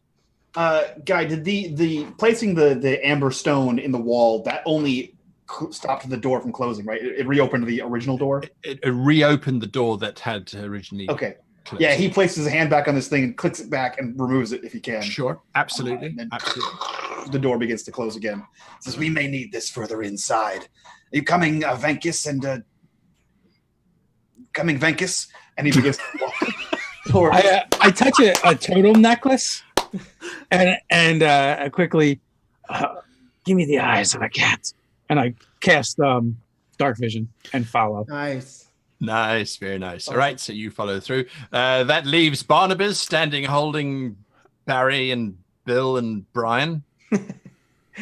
And so, can these guys walk or not walk? So the maid, the barmaid, she's on 1 hit point. She's okay. She sort of looks up at you and big doe-eyed. She was one of the ones that was listening to you and following you. And she says, "Well, great hero, What do we do now? This is where Barnabas is going to realize, like, he's kind of in over his head, and the capable people are leaving. I tell you what, madam, you should stay here in this dark corridor. I'm sure that it is safe from any evil doing. And mind these other two. We shall return as heroes to save you. I hope you return quickly, because I can't really breathe underwater. I never learned that one. The door is shutting, right? Well, the door has started to shut, absolutely. The water's now about shin deep. But as you're watching that door go down, when it gets to about a foot above the floor, sure, it starts to grind to a stop. And then you can hear like that metal grinding sound again. So it's not closing any further than that. Oh, right, yes, drowning. Of course, drowning. Right, you're clearly not fish. You should follow us. And I shall lead the way. I'm coming. I'm coming. And you should grab the woman as well. Right, yes, the woman. You should help. You should help, bearded man. Valentine. It's a mustache. And I walk over and I say, can she walk? Yes, she can. She can walk. She's absolutely fine. She's fine. And I walk back. In the chaos and confusion of everyone evacuating from the room, you realize that the man lying in the barrel has been left behind in the barrel, but it's probably a happy death. That has occurred. Jesus, that got dark quick. He's right. We're all like, no, we get the people out. The way he always wanted to go out. Nah. He's gonna drown, son. Yeah, he won't feel it. He won't feel it. He really won't. Okay, so that leads us back to Nemia. Everybody can now see this chamber, this fairly large chamber that opens out. You can't see the full extent of it. Your torchlight just doesn't go that far, neither does your dark vision. Nemia, you're continuing around. Yes, I think she's going to continue just following this wall, holding on to it and checking out anything. It actually opens out more as you get closer. You discover a stairwell again that goes down. It looks like more water water is still pouring in, but as those stairs go down, obviously it looks as if the water's a little bit deeper. Okay. Yeah, she'll just keep following this wall. All right, so you get all the way around to this set of stairs, which leads down. Dragon Man said something about traps. Do you think there are more traps ahead? My name is Draxus. Venkis. There could possibly be more traps. The water isn't actually a trap. I was just being facetious, but the door was clearly a trap. Likely triggered by the brute strength force opening of that crypt. Do all of you know how to fight? He'll kind of like flex in the background. I'm familiar with a blade, yes. All right, be careful. We don't know what to expect down here. And well, I can tell you this. The crypt that we opened together somewhat forcefully is contained the skeleton remains of a dwarf and this, and he holds up the amber again. I believe we are dealing with a tiny cult, both in size and stature. That is troubling. Well, they're dead now, but they were. So they are dead. Yes. So there's no cult down here. No, well, I mean, unless someone enchanted these coffins as he's placing his hand on the coffin and made them possibly reanimate. I've seen strange things inside crypts as he's trying to lift this crypt open. Guy, I have a question. Maybe don't open that. Is this all metal? Absolutely. It's all metal. All of it's constructed in this setting. Is that highly unusual, like I believe it to be? It is, yes. Is it like so highly unusual it's like never even heard of? To construct a space out of metal, absolutely. It's insane. This must be a temple to the gods. I mean, look at all of the swords it took to melt down to make these floors. They must have slain 400 men. Why do you think there is a metal tunnel down beneath this this tavern? I want to research you. Like, physically take you apart because no one can be that stupid. As you Why, thank lift you. open another crypt, you lift open this crypt, and again inside is this mummified remains of one of these worshippers. This one, however, doesn't seem to be holding any kind of medallion. It is holding what is best described as a rather cylindrical metal rod. That has 3 very amber-like jewels inset into it, and it's just holding the rod lying there. So he's like holding the coffin lid up. He's Right. I'm sorry, you said something about a metal, some tunnel, something? Were you? Who were you? Who were you talking to before that? the one who we called an idiot. He was talking to Barnabas. Oh, okay, all right. Yeah. I was like, Yes, I I mean- that was a bad question. I have melt down 400 swords Why to is meet the entire room. is there coffins down beneath a tavern? That is a mystery. Now Are the you're asking, coffins also made of metal? Yes. now you're asking the right questions. I'm gonna walk all the way down to the end of this corridor. You're going to walk to the end of... Well, which actually, corridor? no, I won't do that. I will take the torch. I will hand it over to Draxus to say, "Hold this, please." And I pull out, my longbow, and I take an arrow and I shoot it down the corridor to see how far it is. You're going to fire directly in front of you? Yep, just into the darkness. See how long it Into takes until I hear a tink, or if it splooshes in the water first. We expect sound effects, guy. Clink! It's quite Splash. far down.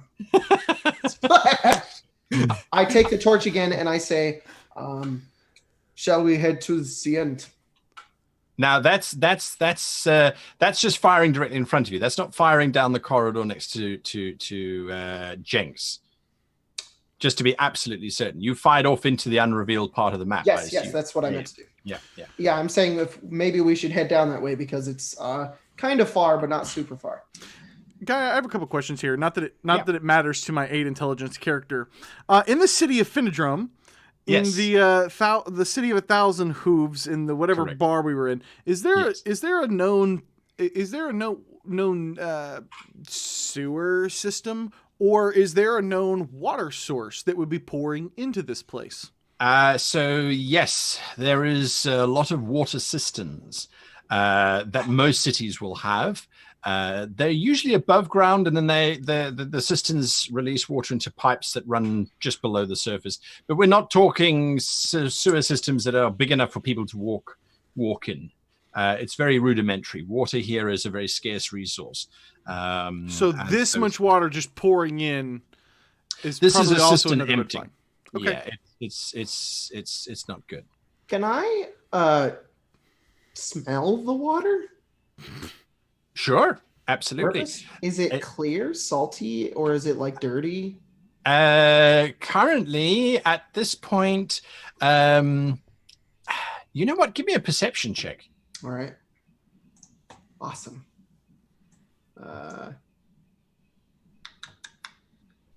Skills. Perception. I'm good at this. All right. Yeah, you are. Absolutely. There is still a very subtle hint of the dancing horse's best brew on the surface of the water, but otherwise, the aroma. Maybe it's because it's sloshing around a giant metal chamber.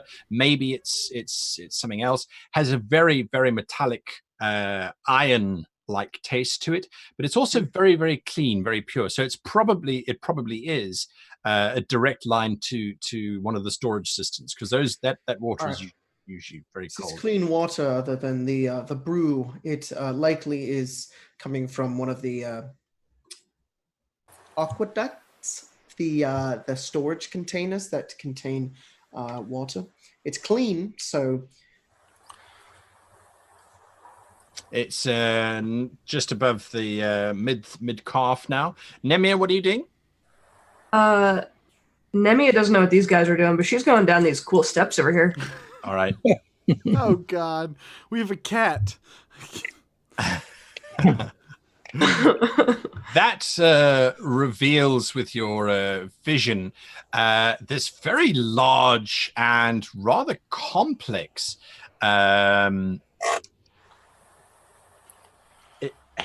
it looks like a circular dais that has these triangles that have been almost thrown at random against it to create this very bizarre geometric shape. And at the very center of the dais is again the socket like the one that you've seen before.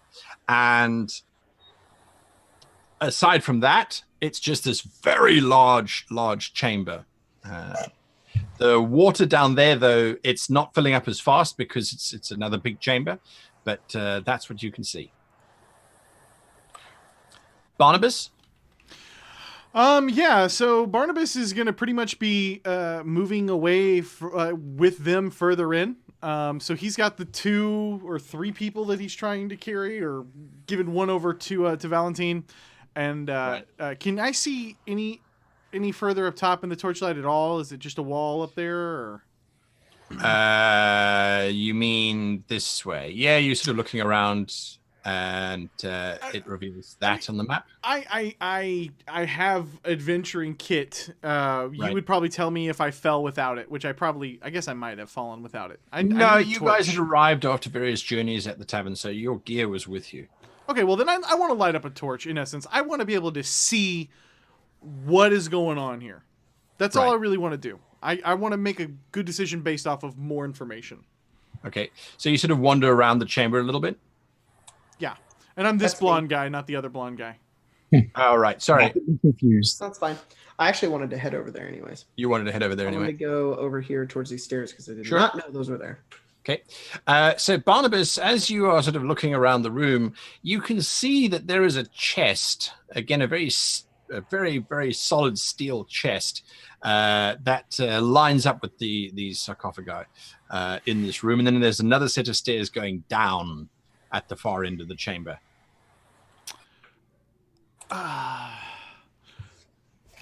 He kind of looks at it.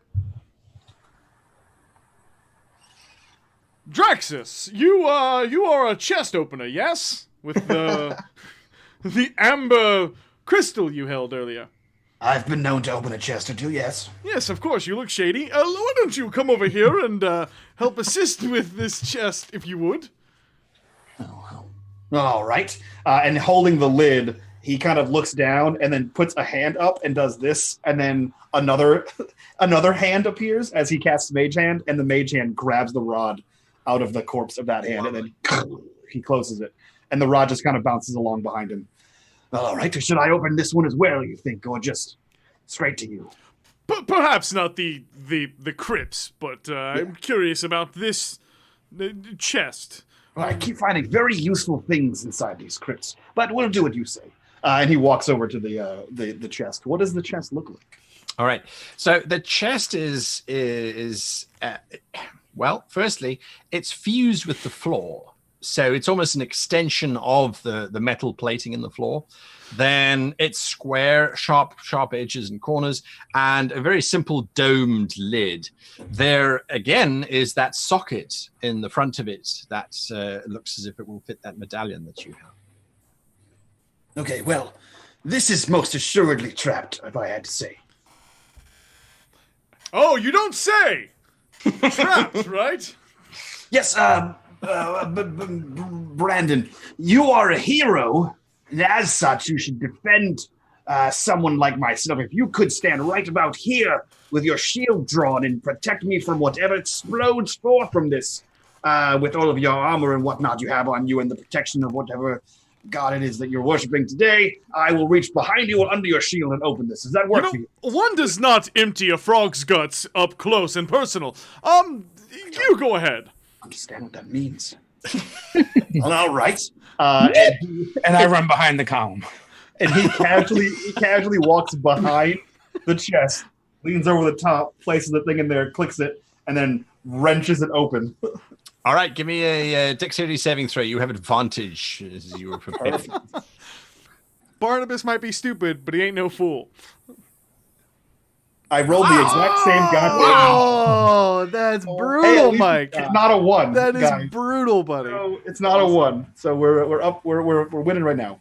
All right. So as you pull open this chest, there is this faint hiss which escapes from it. You get a sense that a lot of this stuff really wasn't designed to survive for a long time. Draxus, if you were to hazard, this tomb was probably constructed before the entire planet of Kar exploded. That's how old it is, several thousand years old.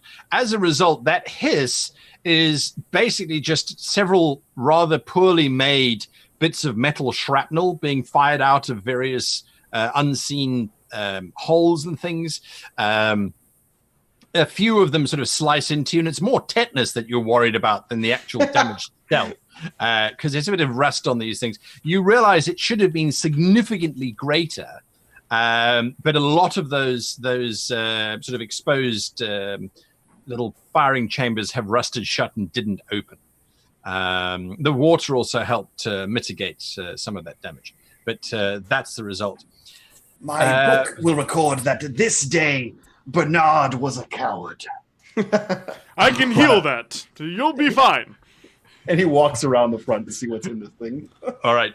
Vankus, you're hiding behind the tower? Yes. The column, sorry? Yep, that's correct. All right. What are you doing? Just sort of watching, looking around? So after that goes off, I'll come back over to see what's going on and address Draxus. Yes. Draxus. It's kind of like rolling around in his mouth a little bit. How many swords do you think it took to make this chest? 0 swords. But Barnabas, he said, is an idiot.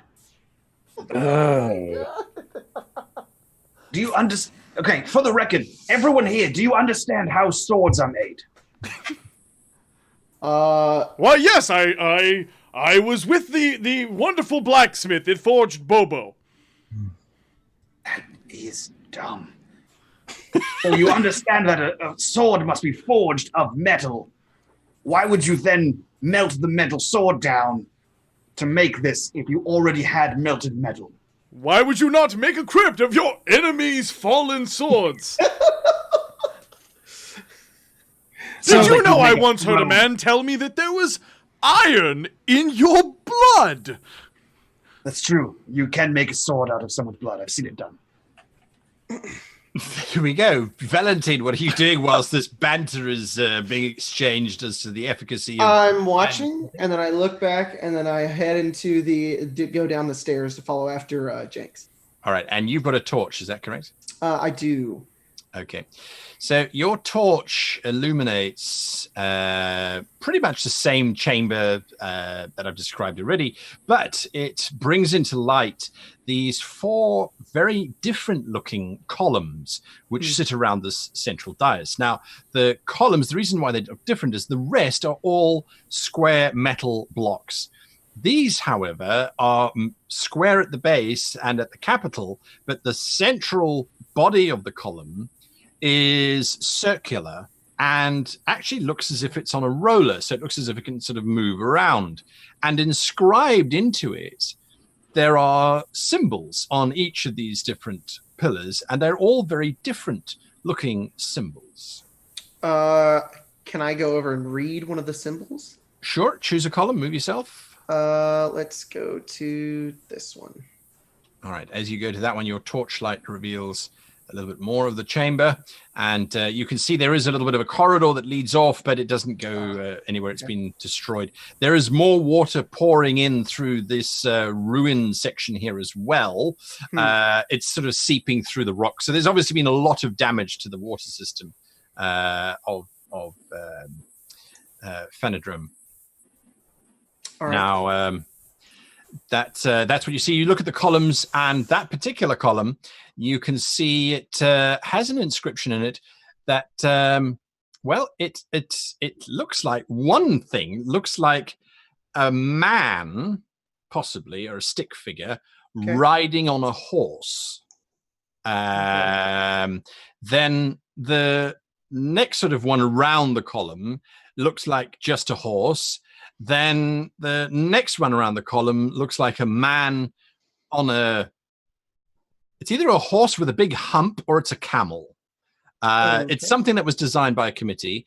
And then the final one is, again, it looks like the stick figure, but it's standing on the back of, it looks like it's standing on the back of a sky whale. Now, populating this world are these things known as Bolovian sky whales, which are these giant airborne whales that fly about everywhere. So it looks like it's a man standing on that. Okay. Those are the 4 images on this particular pillar. I go over back up to the stairs and I yell out to everybody in there, I got some puzzle shit in here. Draxus, back to you. His ears perk up at puzzle shit.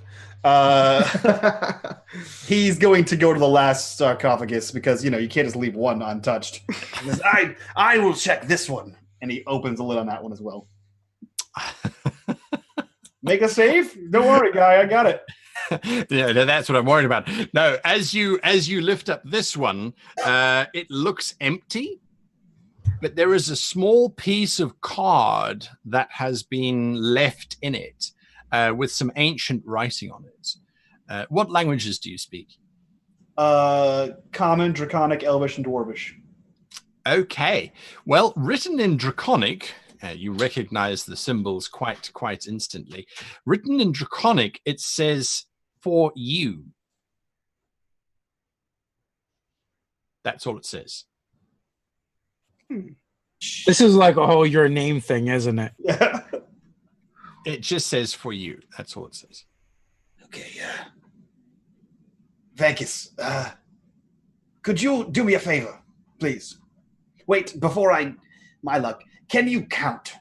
Do you know numbers?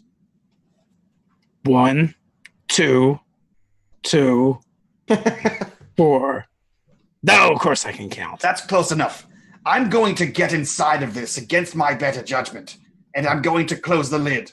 And either I'm going to die and scream horribly, or nothing's going to happen. In which case, please wait about 10 seconds and then open the lid, and either remove my corpse for Brenton to fix me, or we'll see what happens. Why do you think you need to get in the metal box? Well, see, this right here says, for you. And it's empty, whereas all the other ones contained corpses. So either I'm going to become a corpse, or it leads to a secret tunnel where I will find a massive treasure. So, like, lots of food and mates? More or less. Mostly less. All right, I will count to 10, and then I'll open the metal box. Okay, great, perfect. And he begins to climb inside the metal box and begins to slowly close the lid. All right, you climb inside the sarcophagus and you close the lid. As you close the lid, the space within, you suddenly realize you cannot hear anything outside of your own breathing. It's pitch black, absolutely dark. And for a moment, you feel the surface of the sarcophagus underneath you. And then suddenly you start to doubt as to whether you can feel the sarcophagus underneath you until you put your hands down and then you feel the cold metal of it. It's still definitely there. Would you give me a wisdom saving throw, please? Oh, yeah, that's going to be bad. Yeah, I got a -1 on that one. Okay, I have no idea what I missed, but I had daddy duties. Did you just climb into the crypt? Yeah. And you called my character fucking stupid? Listen, I have an 8 wisdom to match your 8 intelligence, okay? I don't make good judgment calls. He's inventive. Yeah. He's inventive. I'm All right. That's the way I am. Vankus, back to you. Are you counting to 10? I am. All right. You eventually get to 10, I'm assuming. Do you open the coffin? Well, the sarcophagus? So little internal dialogue. Do I open on 10 or after 10? I look at Barnabas. On 10 or after 10? On 10. Always on 10. So it's probably been about 15 now. All right. As you open it up, you see lying inside the sarcophagus, Draxus. Draxus, you are screaming.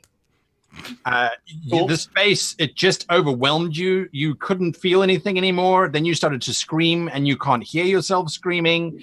And it's just oblivion. It's the void of nothing. Which Bankus gets startled and slams it shut.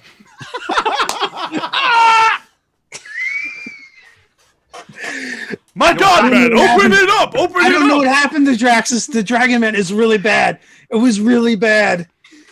What is going on over there? You didn't see his face. It was really bad.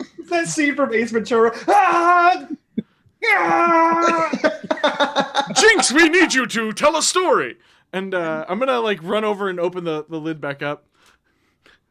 He's still screaming. My God, man! Pull yourself together! I've got this. I'll pull him out. All right, Draxus, you get slapped around a little bit, and you suddenly start to feel, and sight returns, and hearing returns, and everything just starts to come back as you're surrounded by very concerned-looking bankers, and Barnabas, of course, slapping you back into reality. You recall the time that I said I was either going to die or find treasure? There was a third option, and I didn't realize that there was a third option. It was 100% the third one. It's terrifying, unending darkness. Forever. It just went on forever. I couldn't feel anything or see anything, or I didn't know anything. It was bad. Go listen to one of the young lady's stories. I'm sure you'll be fine. Okay, I would suggest not getting in there. It says for you. It's not.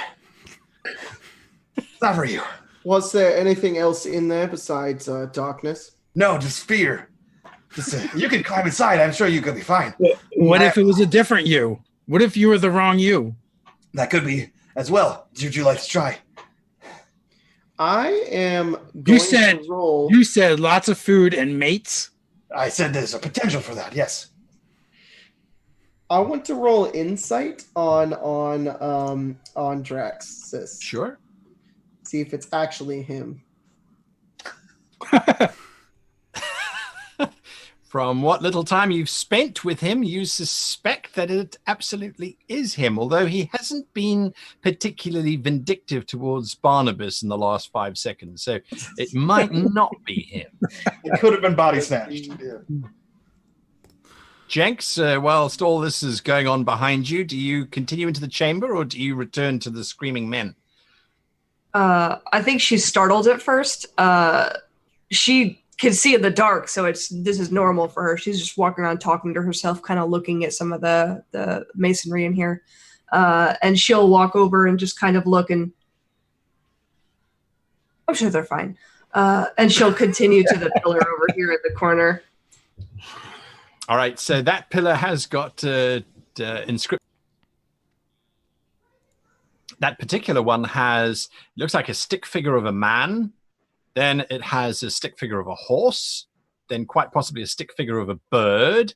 And then the last one could either be a stick figure of a snake or just a squiggle.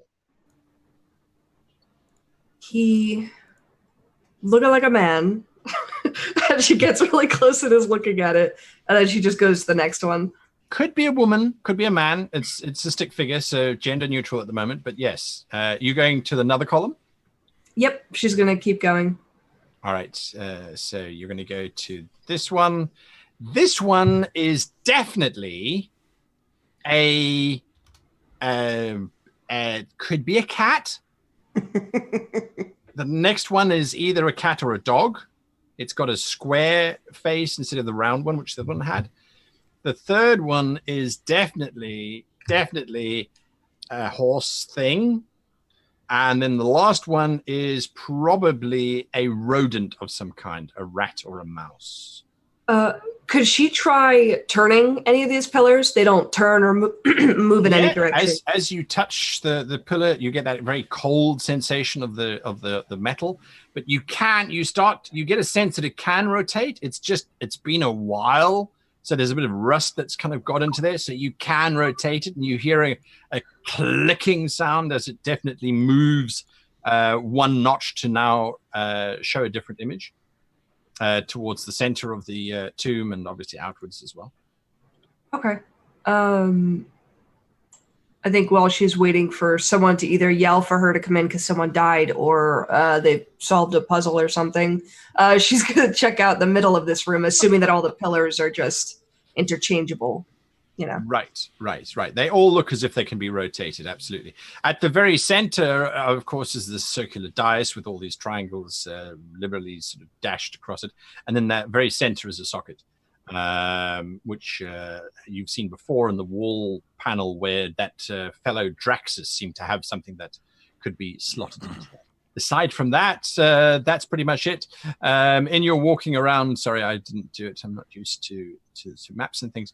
You did see a corridor leading off, a very spiderweb-filled corridor leading off out of this chamber. The water in here, by the way, is waist deep. So the water is rising? It is. Very slowly, but it is definitely rising. Oh, shit. All right, so from, we'll leave you. Jenks, we're going to go to Barnabas. Yeah, I'm gonna leave Draxus. Is this stairway going up or down? Which one? The one in the room, the one to the the east. East. The stairs are going down, absolutely going down. They're going down also? Yep. No, fam. We're gonna take my light with the others. And I'm gonna leave them in this crypt room. You stay here. I'm gonna go check out what is down this way. I like puzzles, so of course I should be the one to help. And the barmaid looks at you and she says, "I'm afraid I'm still not a fish, sir. Should I come with you, or should I stay here in the crypt room?" No, stay here with the other two, the Druid and the Dragon Man. Draxus, yes, Draxus is in charge of you now. And no, I'm not. I'm gonna head down. Excuse me, come sit down inside of this. Oh God, Mike. You want me to sit inside of this crypt, sir? You could. I'm gonna pretend that I don't hear him telling them this. Okay, she says. And she climbs inside. She's like, "Oh, it's quite comfy, actually. Bit warm." Wait, now what I'd like you to do is just cross your arms like this over your chest, and I'm going to count to 10. And he begins lowering the box down. All right, what happens at 10? We will find out. Closes the lid. All right, Vankus, are you just watching this happen? With a bit of a horrified expression on my face. But what if she gets option 3? Or option 1? We'll find out. So, experiments. Both of those are terrible. 1 is the worst. 3 was okay, I would say. 2 is the best. We'll know. Hashtag crypt experiments. All right, a couple seconds tick by slowly. You hear nothing coming from the... He hits 10 and lifts the lid.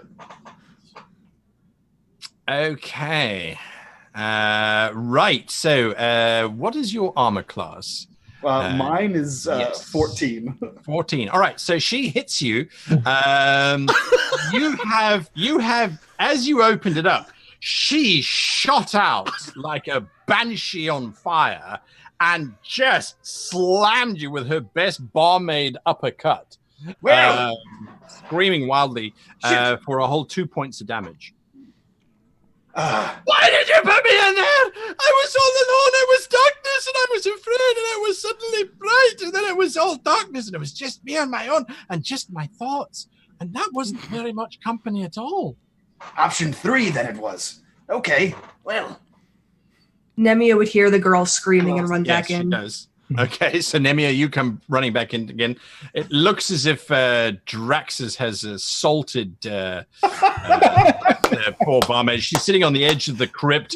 Yes! Her hair is all over the place. She's busy pointing at Draxus with an accusatory finger, and she's crying quite openly. Nemi is going to. She has a walking stick. It's pretty worn on the top, and she just takes it and puts it on the first sarcophagus, and takes her pack off, and then starts drying her feet on the top of the sarcophagus and just kind of stretching. And just you see her open her hands out in front of her and is like, nope, we're not doing this today. And she just starts walking over and she's going to push Draxus with both of her hands as hard as she can, like towards the wall. What she thinks happened is not. It's already been done. It was an experiment. Stop shoving me. Harlot, what are you? You're so forceful. Draxus put the woman in the metal box. Snack. She was going to either die, get treasure, or scream. And she screamed. I also went in. To be fair, I too screamed. It seemed like a terrible idea to me. Listen, I would agree, Venkus. The sarcophagus says for you in Draconic. I assumed for me, given the fact that... Oh, he's a dragon man. Draconic, that makes sense. Thank you. See, that's why I got inside. But it wasn't for me. I tried this person. She's not a dragon woman, though. It was worth a shot. The creators were dwarven, and that's the next best thing in my eyes. I was an experiment? Yes. Well, you were a barmaid, and then you were almost killed, and then you were an experiment. She points down at he wants me to be a fish. You want me to be an experiment. Well, that's just impossible. I'm my own person. I'm me. She says, to be fair, I asked you to climb inside. You did it of your own free will. He said you were in charge of me. That's stupid. You're a person. You should be in charge of yourself. You're a human. Stand up and act like one. She looks at you, Jenks. Help me out here. Yeah, Nemi was already on her way. She'll slip her hand under her legs and just like, as if she weighs nothing, just gently let her out and say, feel free to hit him as much as you'd like. And she's going to crawl into this thing and just, she's going to crawl into the sarcophagus and just be like, it can't be that scary. And she's just going to pull it shut. No, Jesus Christ. Oh, wow. Now, thank you. She didn't tell us to open it. It's completely optional that we could just leave her in there. Oh, don't you even think about that. Thank you very much, Mr. Blizzard, cold-blooded man. Lazy, count to 10 and opens again, whatever. I'm done here. And he begins to leave. She sort of stands defiantly, and then she looks over at you, Vankus. Can you count? A little bit. All right, we're going to kind of guesstimate. Okay, give me a wisdom saving throw, if you please, Jenks, as you are in this place of absolute oblivion. Oh, I hope it doesn't work for you. You get to see what the hell it is. No! Oh! Save for dice. After the guesstimate of, I don't know, 15, 20 seconds or so, you and the barmaid, it's probably been like 10 seconds. I mean, this is certainly longer than a break that I'd take. I always get confused. Do we open on 10 or do we open after 10? And then I have to think about it. Oh, no. Probably just open. No, we open from 9 and we close at 3. Does that mean we have to count up and then down and then open it? Oh, God. Unless it's a Tuesday. Because then we don't open it at all. It's Wednesday. Well, I think we should just open it. Okay. You open it to find Jenks. You are screaming that you were in oblivion. You felt as if you were nothing. Quick, shut it again. It was the bad thing again. It was the bad thing again. Oh, God. All right, she's probably going to hit you when you let her. No, she couldn't on her own choice. She wasn't tricked into it. I'll open it, she says. And she opens it again. Jenks, suddenly the world comes back to you. Vankus definitely steps back. Nemia just shoots up, You're sitting okay. straight You're up. okay. You're okay. You're okay. She says as you shoot up. We need to get out of this tunnel and never go in here again. This is off limits now. And she's gonna get out and shut it, and then put a rock on top of it. From out of the water, just puts a rock on top. All right. You realize as you sort of filching around in the water that it's now mid-thigh in terms of depth. Sorry, for where you are, it's up to the knee. Down in the lower part of the dungeon, we're going to return now to Valentin. Me and Barnabas are just the water is now waist deep. I believe we should turn some of these. Is Yes, it the squiggle line or the horse face? I'm not sure. Maybe you should try turning it. Horse Don't talk face about it Draxus is! like that. And I'm going to turn the horse one on this column. All right. I swear to God, if the paladin solves this randomly. All right, so you turn it to the horse walking. You think it's a horse walking anyway at that column. All right, absolutely. So click. I'll go over to this one, and I'll turn it to... Okay, that's got a man riding a horse running, a man riding a camel, and a horse riding a whale. I'll turn it to just the horse. Clink.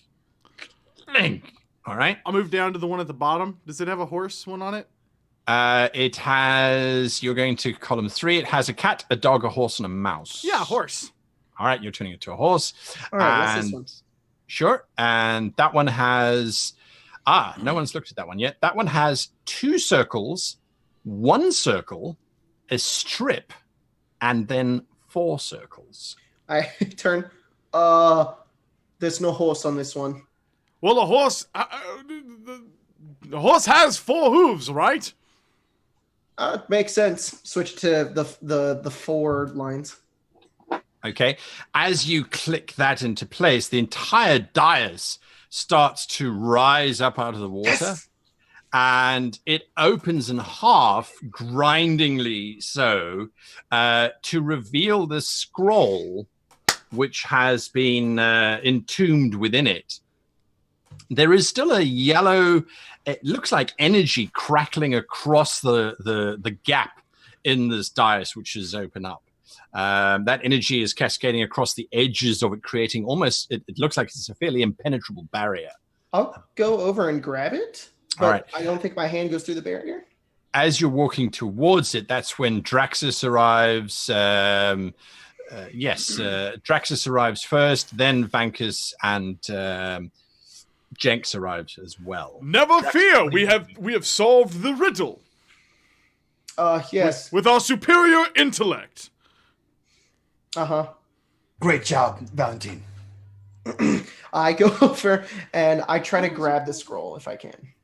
Okie dokes. You try and grab the scroll. As you try and grab the scroll, there is a discharge of energy, and you take 6 points of damage. As you touch it. Oh, don't touch that. Oh. Is the energy gone? Nope, still there. Did you not see that? I thought you could just put your hand through it. We're gonna fucking die. We're gonna die so hard. In what experience did you determine that? Use your magic hands, the ones you used earlier. Okay, fine, sure. And he reaches over, grabs the rod out of the magic hand, and hands the magical hand the amber disc, and it floats over and puts the disc in the thing and clicks it. As soon as the hand clicks the disc in, that energy field dissipates immediately. Oh, I didn't see that. The scroll is now just hovering in midair between the two halves of the dice. Try it now. There's a 50% chance you won't get shocked. Valentin goes like, huh! Tries to grab it really fast. You're fine. You grab it really quickly, and as you grab it, the scroll comes away in your hand.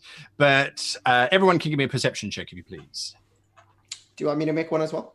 Everyone who's in the room. Sorry, Draxus, did you did come down into the room, didn't you? Yeah, I thought you said you did. Sorry, forgot to move your token. Oh, I'm so perceptive. Wow, the rolls have been fantastic today. It's just great. Keep the party alive.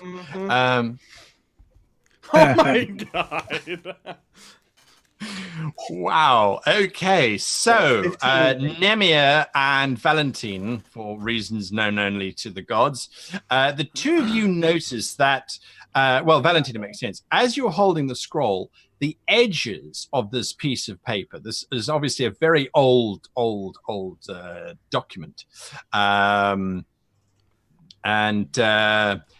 Draxus, you notice that as well. All right. So the document, because it's so old, the edges are actually starting to crumble as you're holding it.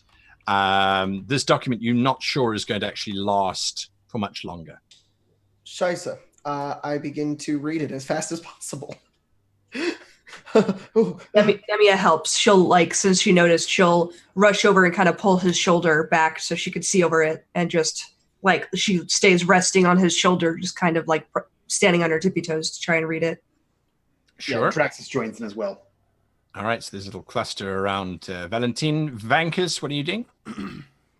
Well, Vankus knows that sometimes important things are on pieces of paper, but he can't read, so and watch them read it. And watch them read it. All right. And Barnabas, you're inspecting one of these. I'm admiring how smart I was for solving the problem, and I'm just checking it. Yes, I did that. I did do that, and that's all he's doing. He has no idea that there's a crumbling scroll happening. Right. All right. The barmaid, obviously, she sort of hovers around Jenks. Looking very, very nervous and very worried.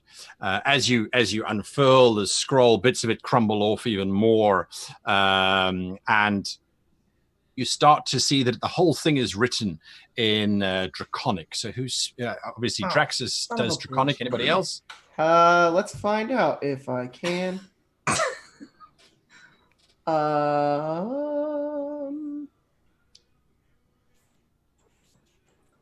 Nope. So Morlax, Forlorlax. I don't read any of this. All right. Jenks, do you read Draconic? One of your choice. That's what it says in my book. It turns out. You didn't take it? All right, roll a d20, and if you get less than 10, you can speak Draconic, if you want to take that as your language.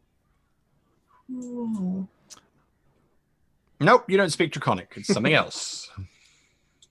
So that means Draxus is anyone who can read it. Valentin, do you hand it over to Draxus? I do hand it over to him. If I'm not going to hold it. No, you can't here.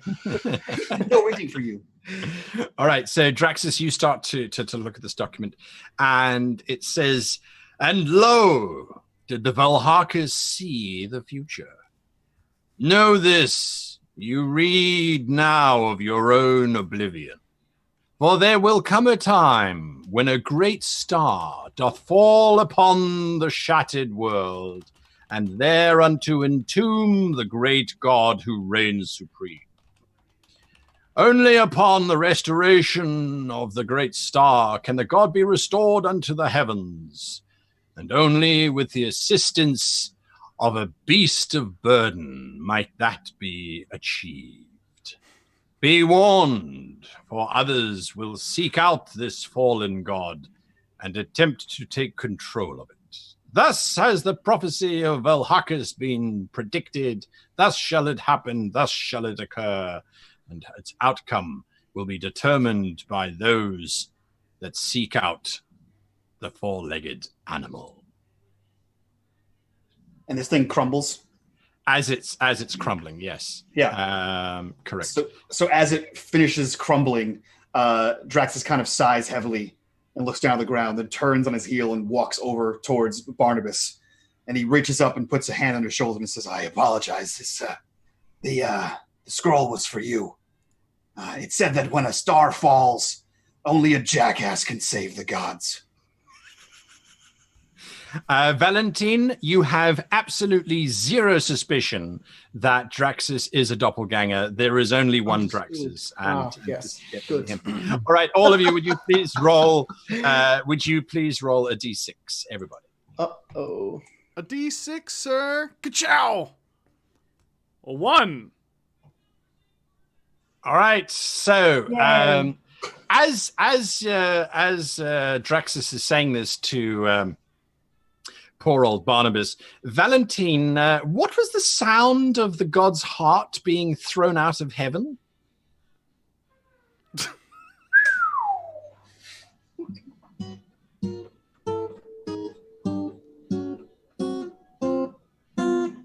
That bad bard came back to life for a little bit there.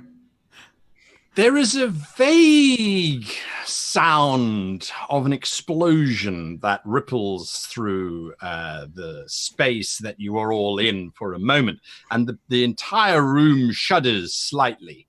And then this massive green bolt of energy lances through the cavern roof. How it gets through the steel, you're not sure. It seems to just materialize out of nowhere. And Valentine, you are flung clear across the room. You take 4 points of damage as you get slammed into the opposite wall. Ouch. Because of the sheer force of this impact. The four of you see Valentine lying there, it's very strange, but he seems to have this large green glowing energy around his upper chest area that doesn't seem to be dissipating. What is this? Well, the gods have spoken. And he looks over at Draxus. There is your jackass. Fuck you. I thought his name was Valentine. Thought for sure that'd be you. Also, we should probably help him. And, I try to touch it. Sure. As you touch it, there's a very strange sensation that occurs. It's almost as if you are no longer in your body, but looking down at your body, and then suddenly you're floating out of that chamber. This is death. Do you stop touching it? Yes. All right, you're back in your body. Okay, I'm going to try an experiment. I might die. You touch it again. Yeah. All right, you start to drift out of your body yet again. You're getting further and further out. Suddenly you see the tomb, then you see the ruined city of Phanodrome. Yeah, nope. Go back. Suddenly you're back in your body. What are the four of you doing? So, go ahead. I'm trying to heal him, I guess, because while he's not in his body, I'm assuming he's not responding. Sure, absolutely. Yeah, so I'm crouching over him, sniffing at the glowing light on his chest. As I come back, I bat you away, Vankus. Just, I'll put, be still. Oh! And he kind of goes into this weird humming. I'm laying on hands, so I'll throw 3 more at him. Right. All right, you get 3 points back. But it's inappropriate where he's touching. He's like grabbing his face. He's like, he's healing. I'm healing you. Don't worry. I'm pulling down on like. Is that the sound you make when you heal people? Is that it? Yeah. He pushes his Sounds head like Ace under the water. Ventura when he's doing the door. It's the same sound. I try to stand up. Absolutely, you can. The water is now just above the navel height. Vankus, when you try to smell that green glow, the aroma that came off of that it smelled like fresh meat, fresh flowers, fresh scent. It smelled like this wonderful breezy day of calm and peaceful. It's a very complex aroma that you're picking up here, but it just took you straight back to a place you've never been, but would love to go to. Something that you perhaps dreamt of at night when you were sleeping in the underworld. So before he kind of like shoves me away, I start like cooing and making like animal noises, almost like a cat purring. Hey, don't get closer to this thing. It's not a toy. It smells good. What do you mean it smells? Like flowers and meat. It smells good. Do I smell the same thing? You get the strong scent of happy Sunday afternoons spent sort of roaming around, listening to music and singing songs with companions. Oh, it does smell very good. Yes, it's a little bit LSD. So when I touch it, I actually begin to leave my body, and I can see outside the tomb that we're in. And I don't push on it too further because I believe that it could be that I'm dying. I have an idea. What if you take it and then climb inside the sarcophagus with it? Because that makes you go inside yourself, but your stone makes you go outside yourself. Together, What sarcophagus are you speaking of? Oh, the one I climb inside of. It's mostly fine. Valentin, just a word. Before, and she just kind of comes over and like puts her arm around you and leads you away from Draxus. No one's died yet. You might lose your mind when you go in there. So just go in there, take a few deep breaths, and real deep breaths because you might scream and pass out. Well, maybe we should put Barnabas in because Draxus says he doesn't have a mind. Perfect. That's what I was thinking as well. I highly object to this. I am not some trophy for experimenting to be done on. That's what Draxus is for. Guy, is the green glow on my armor or is it underneath it? You lift the armor out slightly. Mm-hmm. It seems to go through your shirt. You lift your shirt out. It seems to be part of your skin. I definitely keep trying to like smell that spot and nuzzle it. It's off of me. And maybe like touch it a little bit. That's gross, Dave. That's really gross. All right. Draxus, while this is going on, would you give me a perception check, please, Draxus? Sure. I just keep popping in and out. Wow. You're awful. I have Another a -1 to wisdom. Yes. Yeah. Listen, it looks like you have a -1 to everything. Great at intelligence. Safer Dice is on fire this season. Oh yeah. All right. So the water is now just above the navel as it's continuing to rise. What are you lot doing? Yeah, I want to get out of here, Guy. Is there a way out? What way out? Well, there is that other tunnel that leads off of this chamber, the one that Jenks is standing looking down. Otherwise, there is that other one right at the top, which the stairs going down as well. Yeah, let's choose spiders, and right, I will call the barmaid this way. Cobwebs. And the barmaid is nowhere to be seen. Dun dun dun. Barmaid. But We need to find a way out. oh, not again! And Can I check the water to see if I can find her? Maybe she fell or is drowning or something. I don't know. The water is actually fairly clear. So you don't see any bubbles. You don't see any struggling. she was a fish. It was not a fish.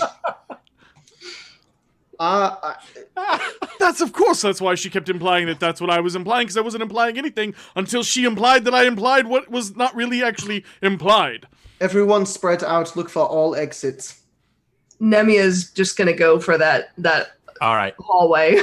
All right. So Nemia's going to go down there. Is anyone? Yeah. Everyone going to follow Nemia?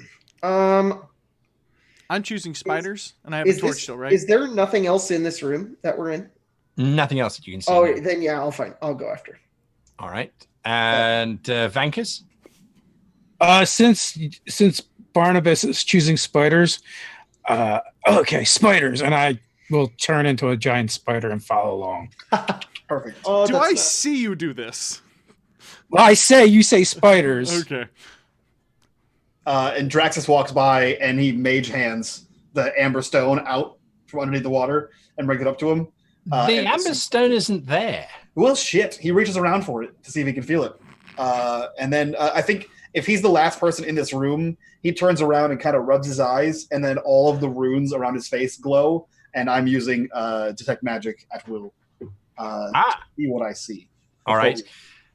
There is a vague glow of magic around the dais itself, which is a transmutation magic. That is slowly fading.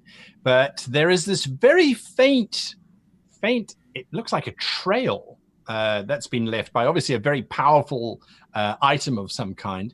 And that leads down the corridor that's full of spider webs that everyone else has gone. That particular magic that is this sort of energy that it has left behind it is a very powerful necromantic magic. He catches up with the party or with the rest of the group, and he kind of walks around and he looks and says, "We're going this way, yes, spiders." Indeed, spiders. Okay. If I could, Nemia, if you would please stand here. And he kind of like puts his hand on the shoulder blades of Barnabas, and you just take the front here. No real reason, just possibly necromancer.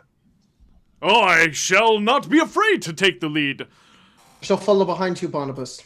I will follow along on the ceiling. Oftentimes, lesser men follow my lead. And I'm actually going to use a random thing here because I've got I don't want to metagame this too much, but because I think he's going to naturally do it. I have a feat inspiring leadership or whatever, so I'm going to proceed to brag about myself and talk about how awesome we're going to be when people follow all the things that I tell them to say and do. And Cody, you really are everybody's going to get temporary hit points equal to my charisma mod, which is 3. Nice. I feel so inspired. All right. As you utter your inspiration, you continue down the corridor, and that reveals this chamber here.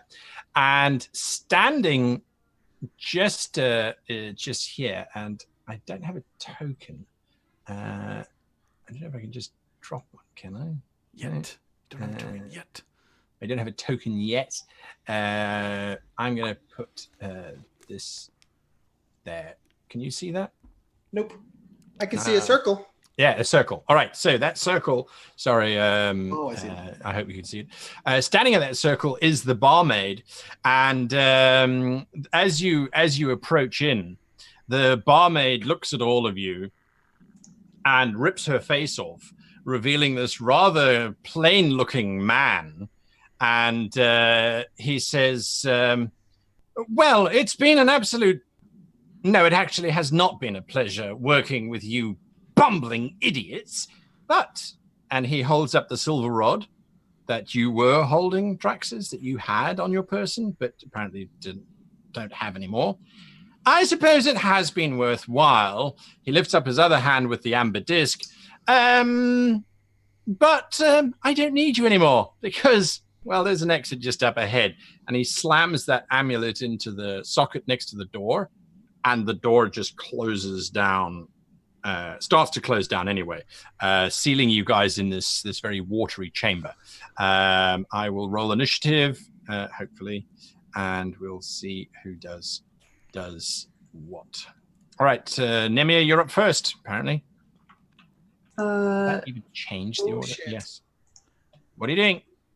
Could she, I don't know how far that is, run? About 35 feet, yeah.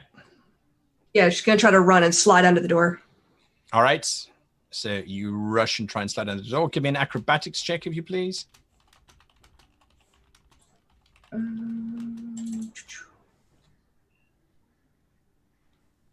Ooh. All right. Yes, you slide underneath the door without too much of a hassle, finding yourself on the other side.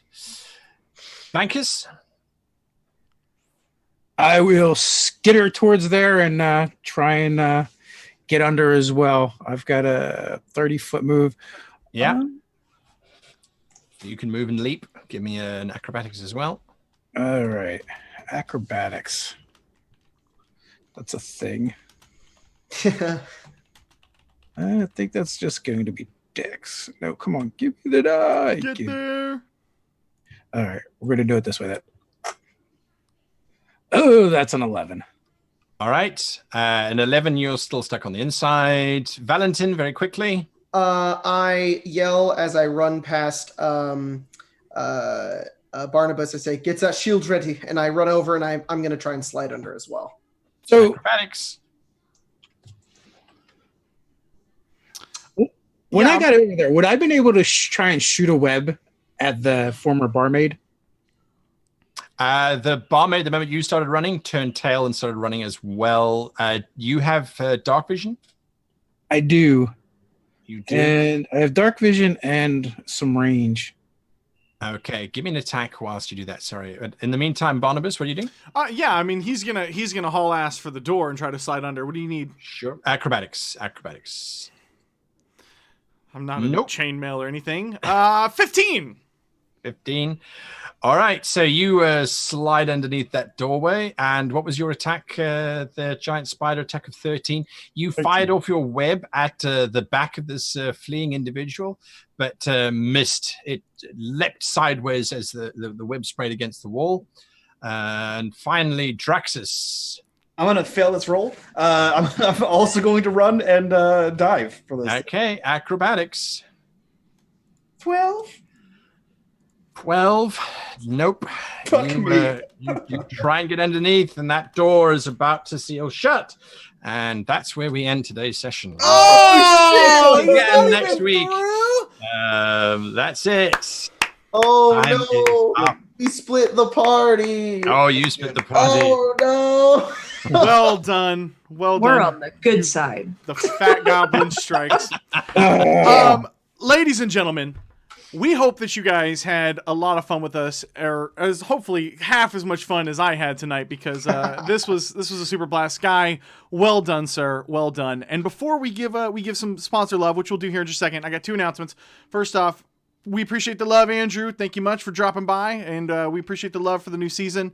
And second, I want to wish a very special happy birthday, happy 21st birthday to the one and only Mr. Jacob BUDZ of XP to level 3. So, thanks. Happy birthday, buddy. Happy birthday. You so much. Appreciate that. Be safe and responsible tonight. Oh, yeah. Will do. All right, so we want to give some love out to those sponsors. So, guys, link down in the description box below.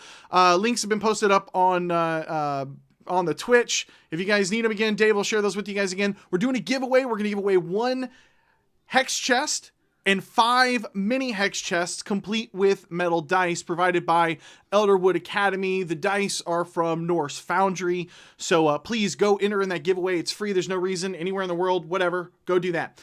So huge shout out to Elderwood Academy for jumping on this season and sponsoring us. Links to all of their stuff down below, as well as the giveaway. Huge shout out to Norse Foundry, where you guys can pick up metal dice and all kinds of additional gaming accessories as well. There's a link to that, 10% off.